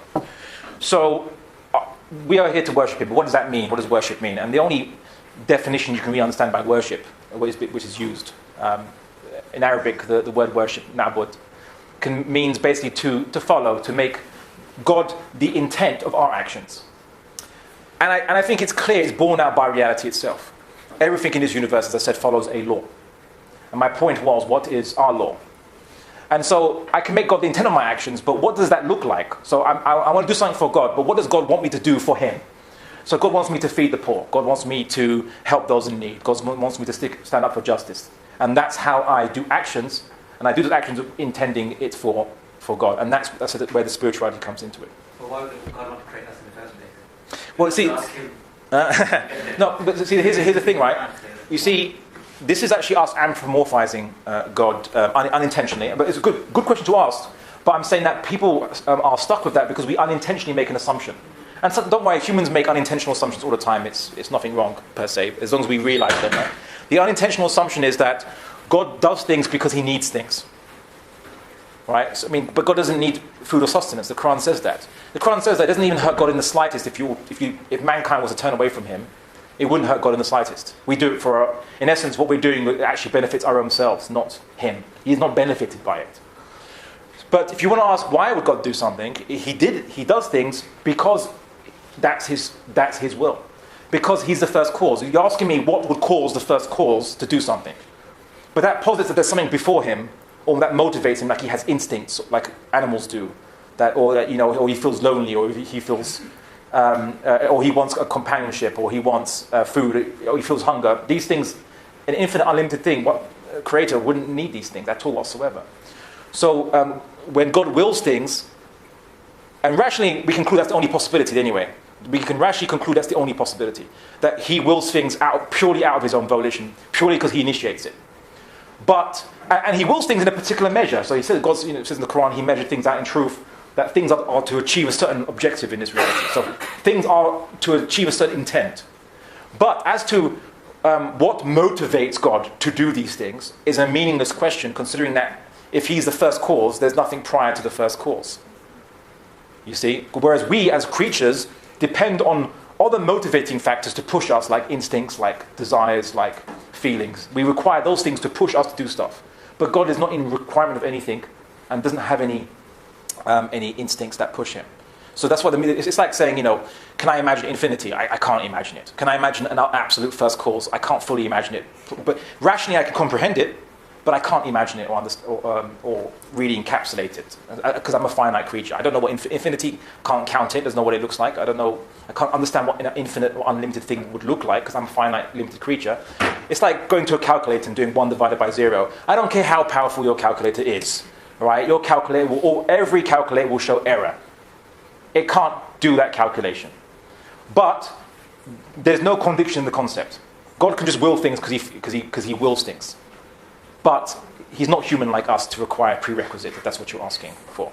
So the intent behind the universe is only the intent that he told us for, which is that we make him the intent of our actions. And everything in this universe obeys God's law anyhow. So, the Quran says, will you choose a religion other than God's when everything in this universe submits to him? You see. So, the lady in the front. I have Jazakallah khair.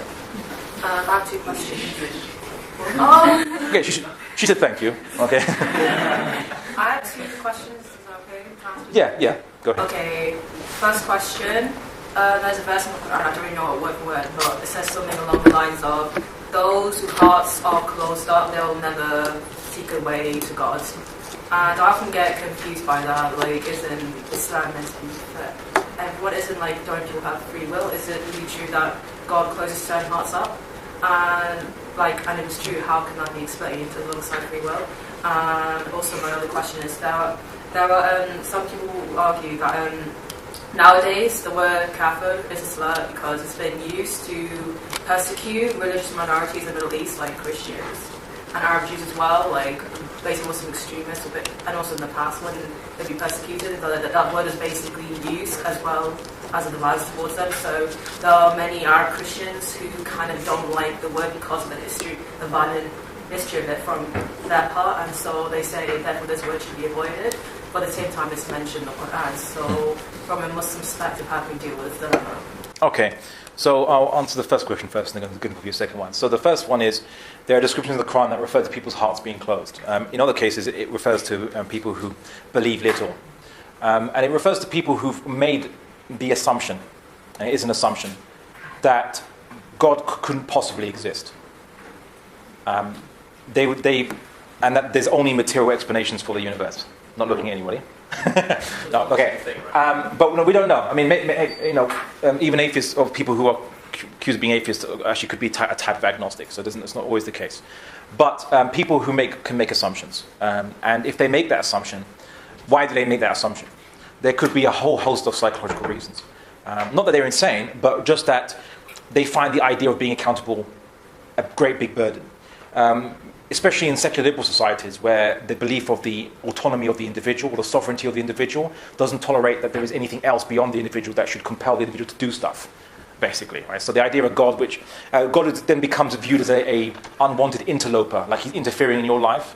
So basically, you just somehow made yourself and God's just interfering with you, and that's why we shouldn't believe in him. I mean, it's irrational as a concept, the secular liberal philosophical premise of the absoluteness of the individual, which doesn't even bear evidence in the actual observation of humans. Humans aren't actually we might exist as separate units, but we're not individual in the full sense. I mean, if no one taught you language, you'd never learn it. Basically, you have to thank other human beings for teaching you language, of which you used to think. Basically, most of your characteristics were imparted to you by your parents and society, which is why most people are very conformist to their society. They say, I'm going to be an individual, do my own thing, and they buy the same clothes that everybody else buys. And they say, but I'm an individual, I do my own things, I'm not conformist. And yet like for example, if goths who say, we're non-conformists, and yet they all conform to their own fashion as a minority group. So humans, in one aspect they influence each other quite a lot. In fact, one could argue, what is it about the individual that actually makes it unique, or not unique, but authentic in of themselves? An individual could be, you could say your genes, your society, your parents determined your personality. What else is left? Nothing else. Right. So that's a different discussion anyway. But in terms of when the Quran describes people who close up their hearts, it's a person that makes that assumption for some reason that might motivate them. They don't like accountability. They have been taught at a young age that it's a fairy story, or it's fanciful, or it's regressive, or that religion is somehow backward for humanity, or what have you. They've taught something in their mind. Maybe they don't like a father figure. Maybe they had a problem with their parents. There's a whole number of possibilities. I'm not saying that's the only possibility. There's a 1,000 possibilities, which someone will say, I don't like the idea of God's existence, and I will reject a priori any possibility. And there's an interesting verse of the Quran which said that, if a person who has chosen to disbelieve was to see a miracle, they would try to explain it like, oh, I'm suffering a delusion, or this is a hallucination I'm experiencing. And the Quran said, little that they believe, as in that they don't, because they've rejected the possibility of something beyond the material world, or the small little bubble of the tangible world they're in. They've already rejected there's no evidence, there's literally no evidence you could give them. In fact, here's an interesting test. What evidence would be sufficiently required for them to believe in God? If they saw a chariot coming down from the sky with a Zeus-like figure on it, they could explain that as either they're hallucinating, they've taken too much LSD, or possibly aliens. Whatever. There's always some explanation they can bring to say, no, there's still a materialistic explanation. So it's literally non-falsifiable if you've made that assumption. So they've closed their hearts, and there's no guidance that they're going to. But they made the choice to close their hearts on that matter. And so then what the Quran says that's the case, then God is not going to guide them. What it means is that they will not even experience any discomfort or cognitive dissonance by being shown the truth anymore. Let them live their life out in their ignorance because they've chosen it. Even peacefully. It's actually a mercy of God that if they've chosen to reject Him, at least in life, they're going to have a kind of peaceful life separate from the truth because they've already rejected it. And to say, all right, fine, all right, don't trouble yourself anymore in this life. Enjoy your life, for your limited duration. Right? And that's a bit of mercy, in a way that, okay, if they rejected the truth, they get this life of relative peace, such that it is anyway. So we see this is what the Quran is talking about. It doesn't mean that they are now compelled to disbelieve. Right? It's always those who are unjust, those who are insincere, those who've chosen to close their hearts. They're the ones who are misguided because they've chosen to misguide themselves. And really what God is doing is, all right, fine, then at least have a life, quote-unquote, happy as it can be in your misguidance for that duration. As for your second point, the use of the word kafir. So I've actually faced, certainly even from the media, when I've used the word kafir, to say, oh, you're insulting non-Muslims. And I say, well, in the Quran, one word is used, and it can mean, in different places, and it can mean different things depending on the context of its use. So specifically mean like just any non-Muslim, but like specifically religious minorities in the West? Sure, no, I'll get to that. Sorry. Yeah, I'll get to that. So, theologically speaking, a kafir theologically is someone who rejects the truth while knowing it, or does not even bother to investigate it because they're happy to live an ignorant life. And they've chosen not to even research or check what they've been told, or they've chosen to reject the truth once they know it, full stop. So an insincere, a deliberately ignorant person, someone who's deliberately chosen ignorance. Now, the thing is this, how do we know who truly fits that bill? Because the Quran describes a type of kafir called a munafiq. So a munafiq says they're Muslim. A munafiq will say they're Muslim, they're born in a Muslim family. But being a Muslim was purely incidental. They're born in a Muslim family, what am I, mom and dad? Oh, I'm a Muslim. Okay, that's my culture, that's my society, I'll just conform to my society. But they're still just as deliberately ignorant.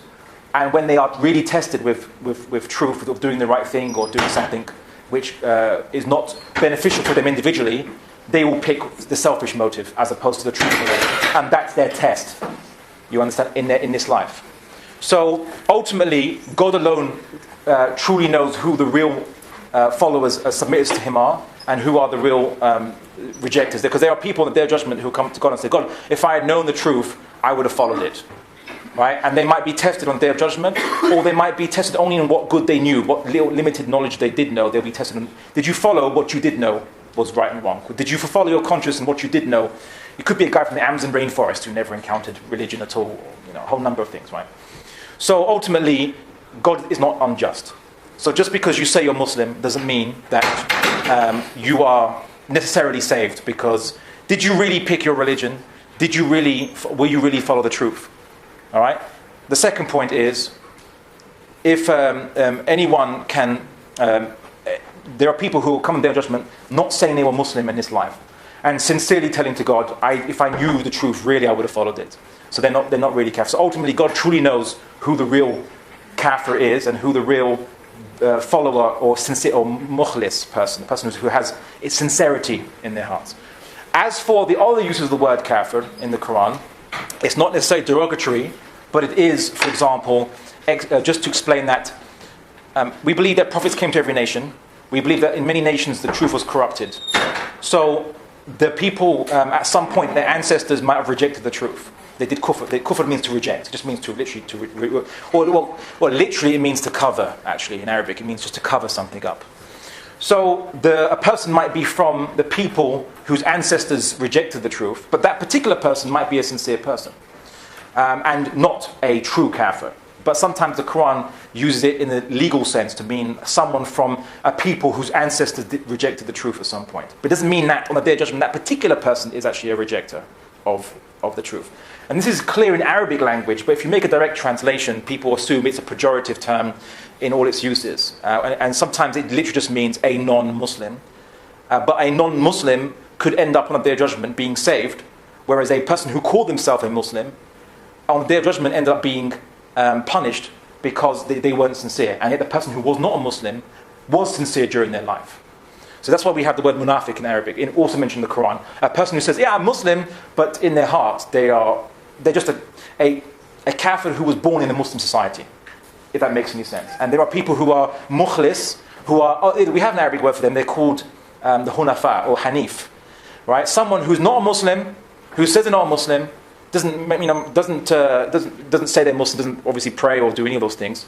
But on the Day of Judgment, because they were sincere to the truth, whatever they could find in their society, their culture, whatever, they are saved, the Hanif. So I hope that explains the kind of intricacy. So kafir is not necessarily a pejorative term, but theologically speaking, all Muslims would admit that only God truly knows who truly is the kafir and who truly is the mukhlis, the sincere person, or the believer. Because you can't see into people's hearts. Right? So that's the top to bottom of, as you say, Islamic salvation or soteriology. I hope that answers your question. I have a question out there as well. Yeah, you say. You seem very quick to dismiss the scientific arguments because we've talked about before and having those things which I don't know if test that, but some people why you don't apply that to say Islam when you say the problems of theology or the problems of internal contradictions within the Quran, like historical narrative being a bit sketchy. So why do you not apply the same logic to that as you did the scientific arguments? Which you did find Okay, so the gentleman says that I was very quick to dismiss scientific theories, but why don't I apply the same rigor to Islam? And your claimed points that there was contradictions in the Quran, historical, I don't know, was it inconsistencies or lack of evidence, and the problem of theodicy. Well, here's where I would find the contention. Firstly, I don't reject science. I actually am a great advocate for Muslims to engage in science, and I'm extremely happy to hear that, for example, sisters are neuroscientists, and some are engineers, and some are physicists, and there's more Muslims coming into science now in Muslim world, and are beginning to aim for Nobel Prizes. Not that we need Nobel Prizes, but my point is that Muslims are rediscovering a Islamic tradition of investigating the natural world that God told us to. So God says, do you not see how the mountains were created, how the heavens were raised up, how the camels are? I mean, the Quran is full of exhortations to observe the natural world and see how these things work in the natural world. Verse after verse after verse. That's why it spurs Islamic thinking on the matter. So I'm all for science. I just don't like when ideologically motivated scientists try to fit in some of their materialistic assumptions about the cosmos into science when there's no evidence. Like the multiverse, there's as much evidence for the multiverse as Zeus and Thor. And yet, some people call it a scientific theory. There are scientists who very rightly have denounced that and saying that is not science. That's not scientific theory. It is purely a speculation by someone. So I'm all for science. I'm all for observational natural world. I'm just against speculation that is motivated by a consistent desire to deny any other possibilities. And I'll give you just one small example before I answer your point in force, which is there was Einstein believed in the steady-state theory. I bring this example up every time. So the steady-state theory. Steady-state theory is the belief that the universe is eternal, that it has always existed in roughly the way it has existed. Steady-state theory. And so much did he want to believe that, he even invented these universal constant numbers to kind of make the equations work on his theory of steady-state theory. Along came a Belgian priest, who was also a physicist, Georges Lemaitre, who said that basically the universe expanded from a common origin point, and it began to exist in essence. And Einstein famously said that I can't fault your mathematics, but I hate your conclusion. Right?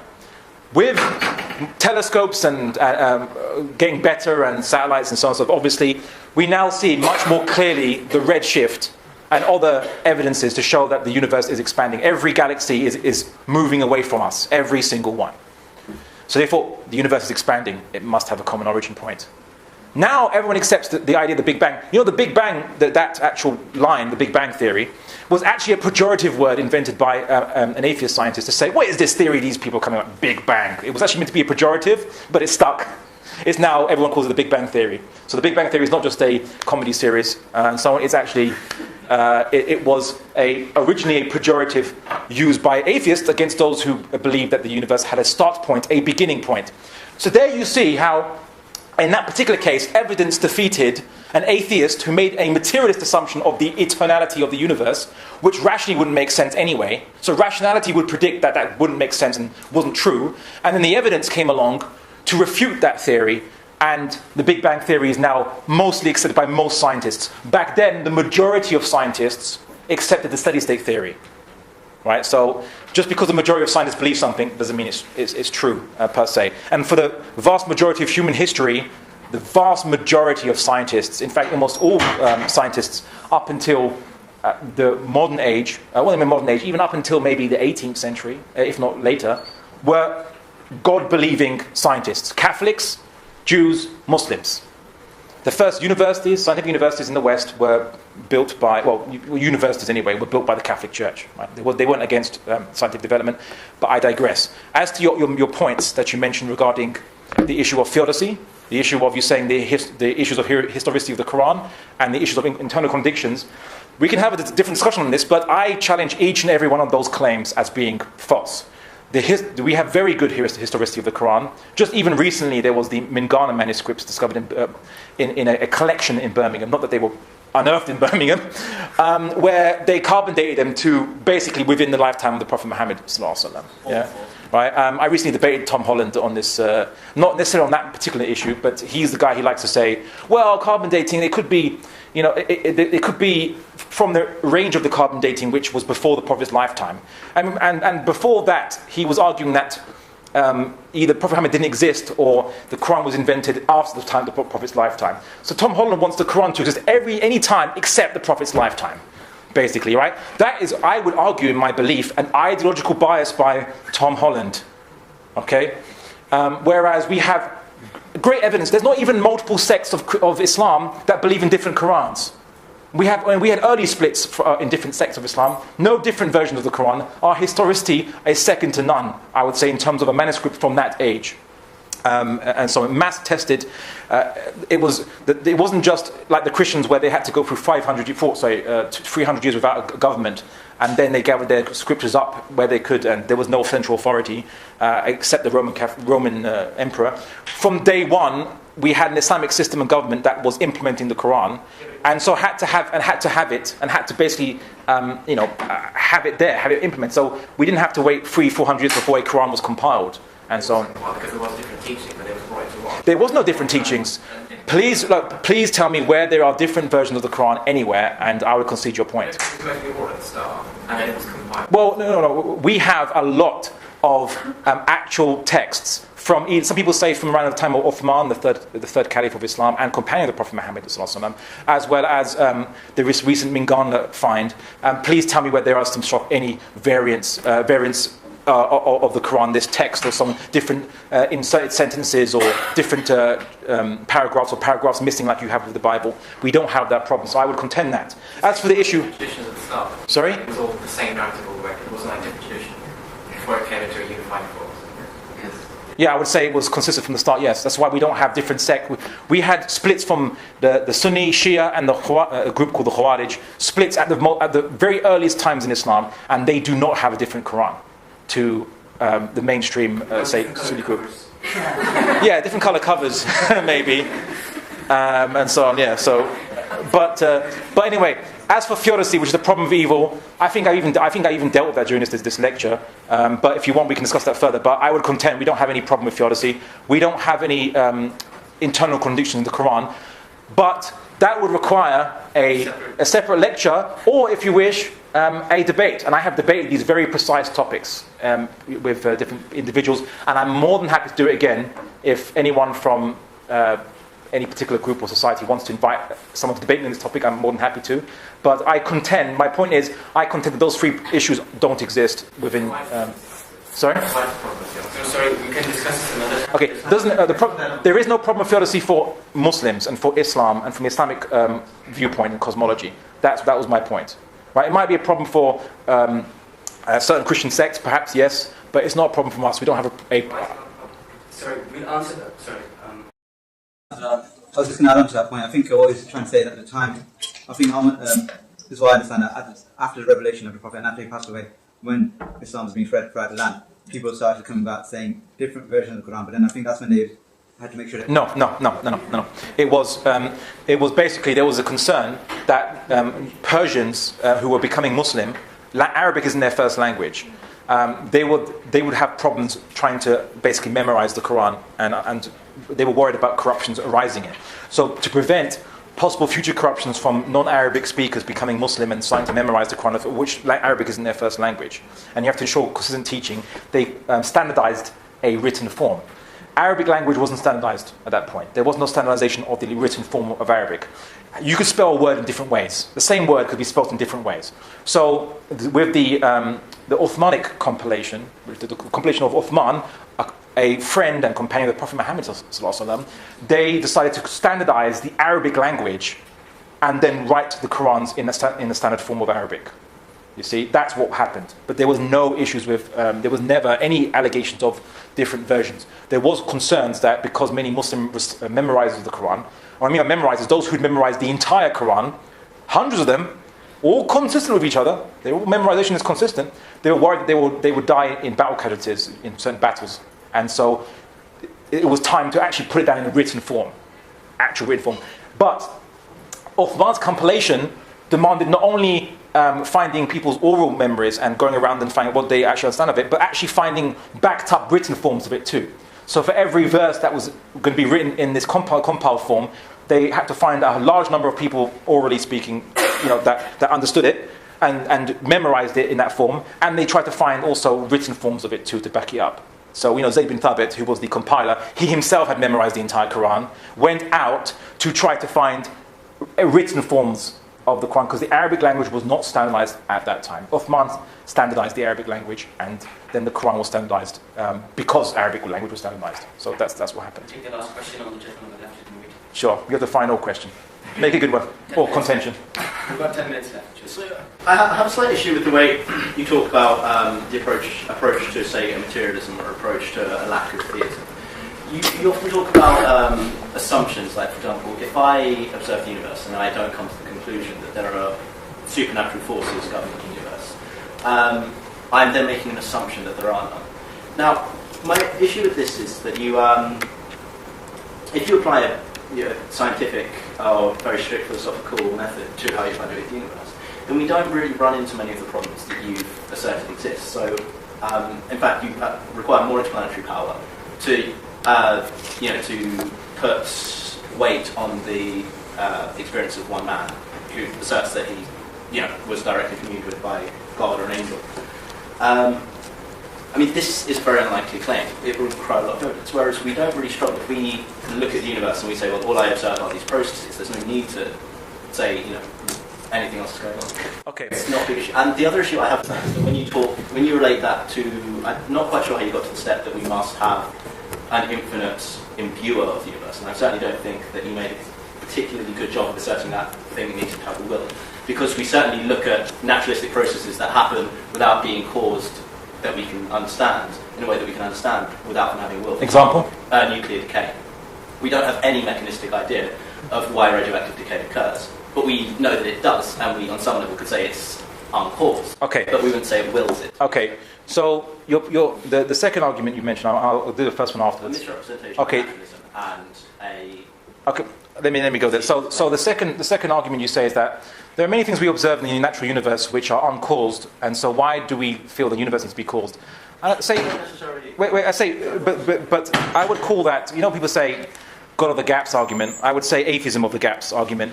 You're saying that because we're ignorant in regards to the cause of radioactive decay, this therefore proves that radioactive decay is just caused from nothing. No. So you're saying no. Because let me clarify. Because well, your point was that you said that we can observe things in this universe of which they are uncaused, and then you cited. No, let me finish. Sir, let me respond.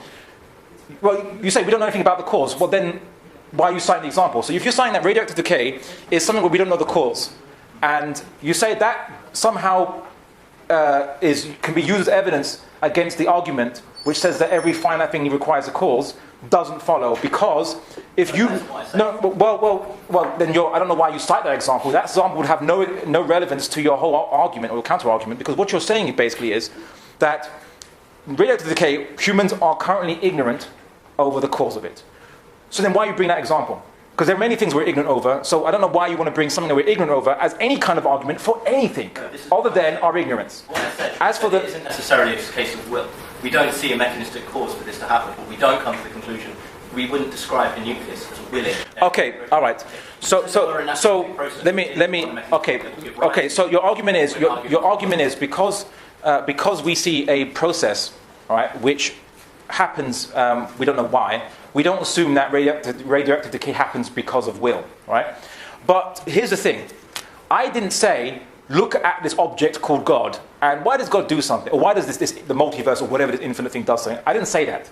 I said, ultimately, I don't know how big the universe is. I don't know how big the chain of causality goes. I didn't make any assumptions on the matter. I said, ultimately, there has to be a first cause, because rationally there can't be any other possibility. I also said, rationally, this first cause has to initiate actions of its own volition, because rationally there is no other possibility. That's what I said. I didn't point to any object and say, that object does stuff because it chooses to. I never said that. I said that ultimately, I don't know how big the universe is, I don't know how many other universes there are, or how many chains of causality there are. I didn't make any assumptions. I merely said that the only rational possibility, after going through all the other possibilities and discounting each and every one of them due to contradiction, I said that the only possibility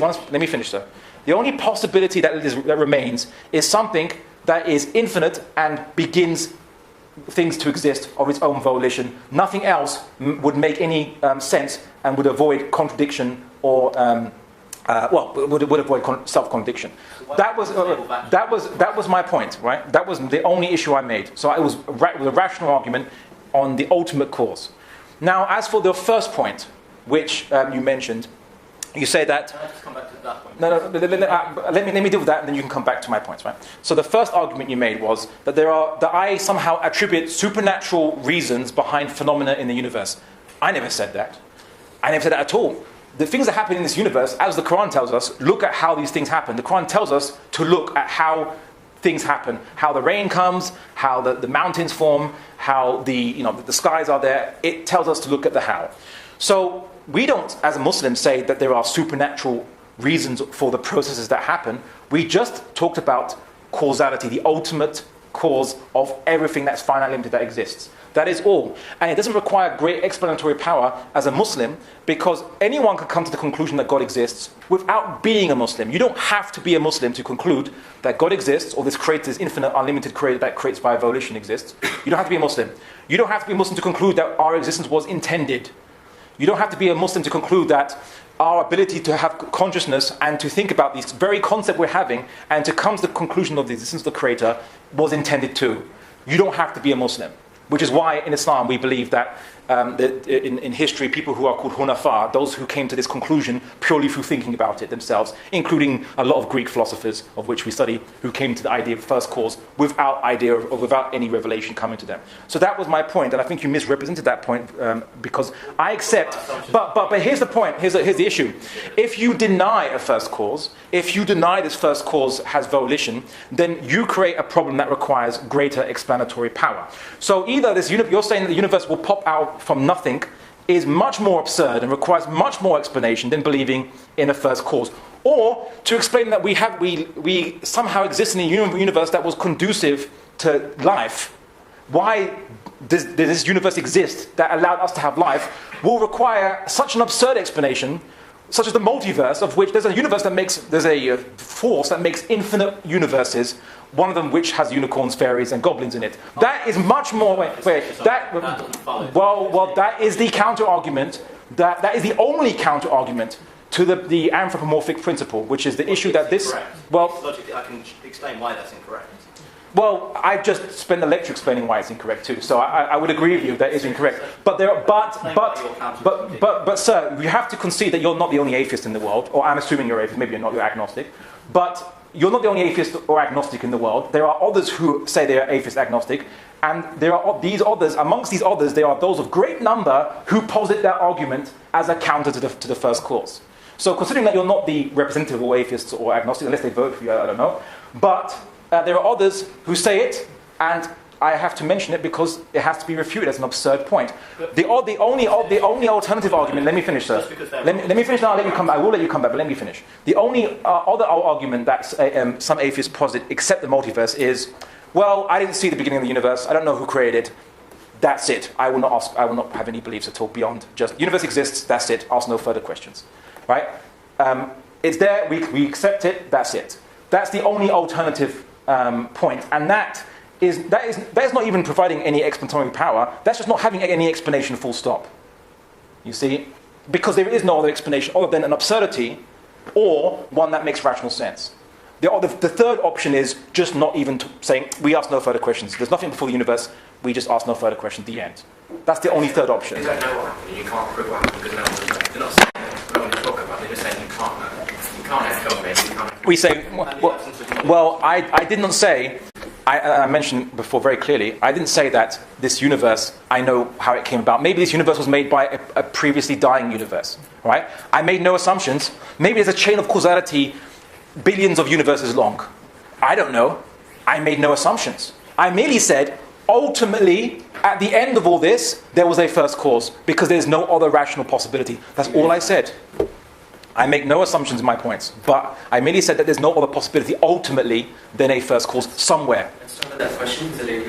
Just quickly, I just wonder if you agree with this thing, that all of humanity share one purpose in serving our Lord, but we also have another purpose which is more individual to us that God has directly assigned to us. For example, whether it be to establish a certain charity or to fight a certain cause. Would you agree with this? I would say that's a great question. To link into the topic of Islamic of spirituality, and I think very pertinent, a very important point. When I mention about intent behind everything that exists, generally humans have a general intentionality, but because we are born in different circumstances and we have different capabilities and different powers, and so to speak, you yourself as an individual may have a very specific ability to contribute, but this contribution falls within the rubric of. So if you're here to do good, you're here to help the poor, those in need, and so on, and you're in Nottingham in the 21st century, and you're born here, or you're raised here, and you have some means here, then what can you do here, for example? Or what can you do if you have the possibility to travel around the world and help people around the world, or to campaign for some political issues of justice against corruption and so on and so forth? That would depend on the individual experience. I would say that, in a way, every human being has the same purpose, and that which I agree with you, but individually we have different circumstances. And so the circumstances that you're in determine how you should act if you want to pursue your purpose. The other choice is not pursue your purpose and just conform to your circumstances, like many humans unfortunately do. And so I think that's a very good and very nuanced point to bring up, and I thank you for your question. We all have a general purpose we have to follow, but specific circumstances. That's a good way to close the evening. I'm sorry, brother. That's a good way to close the evening. I think we'll see you at 6 p.m. Thank you all for attending. We've got a social dinner today at 7:30 p.m. in the studio. This Discover Islam Week comes to a close with this event. We're honored to have Abdullah al-Andalusi here today. We're honored to have We hope to see you all again. I apologize for my late jokes. Assalamu alaikum wa rahmatullah.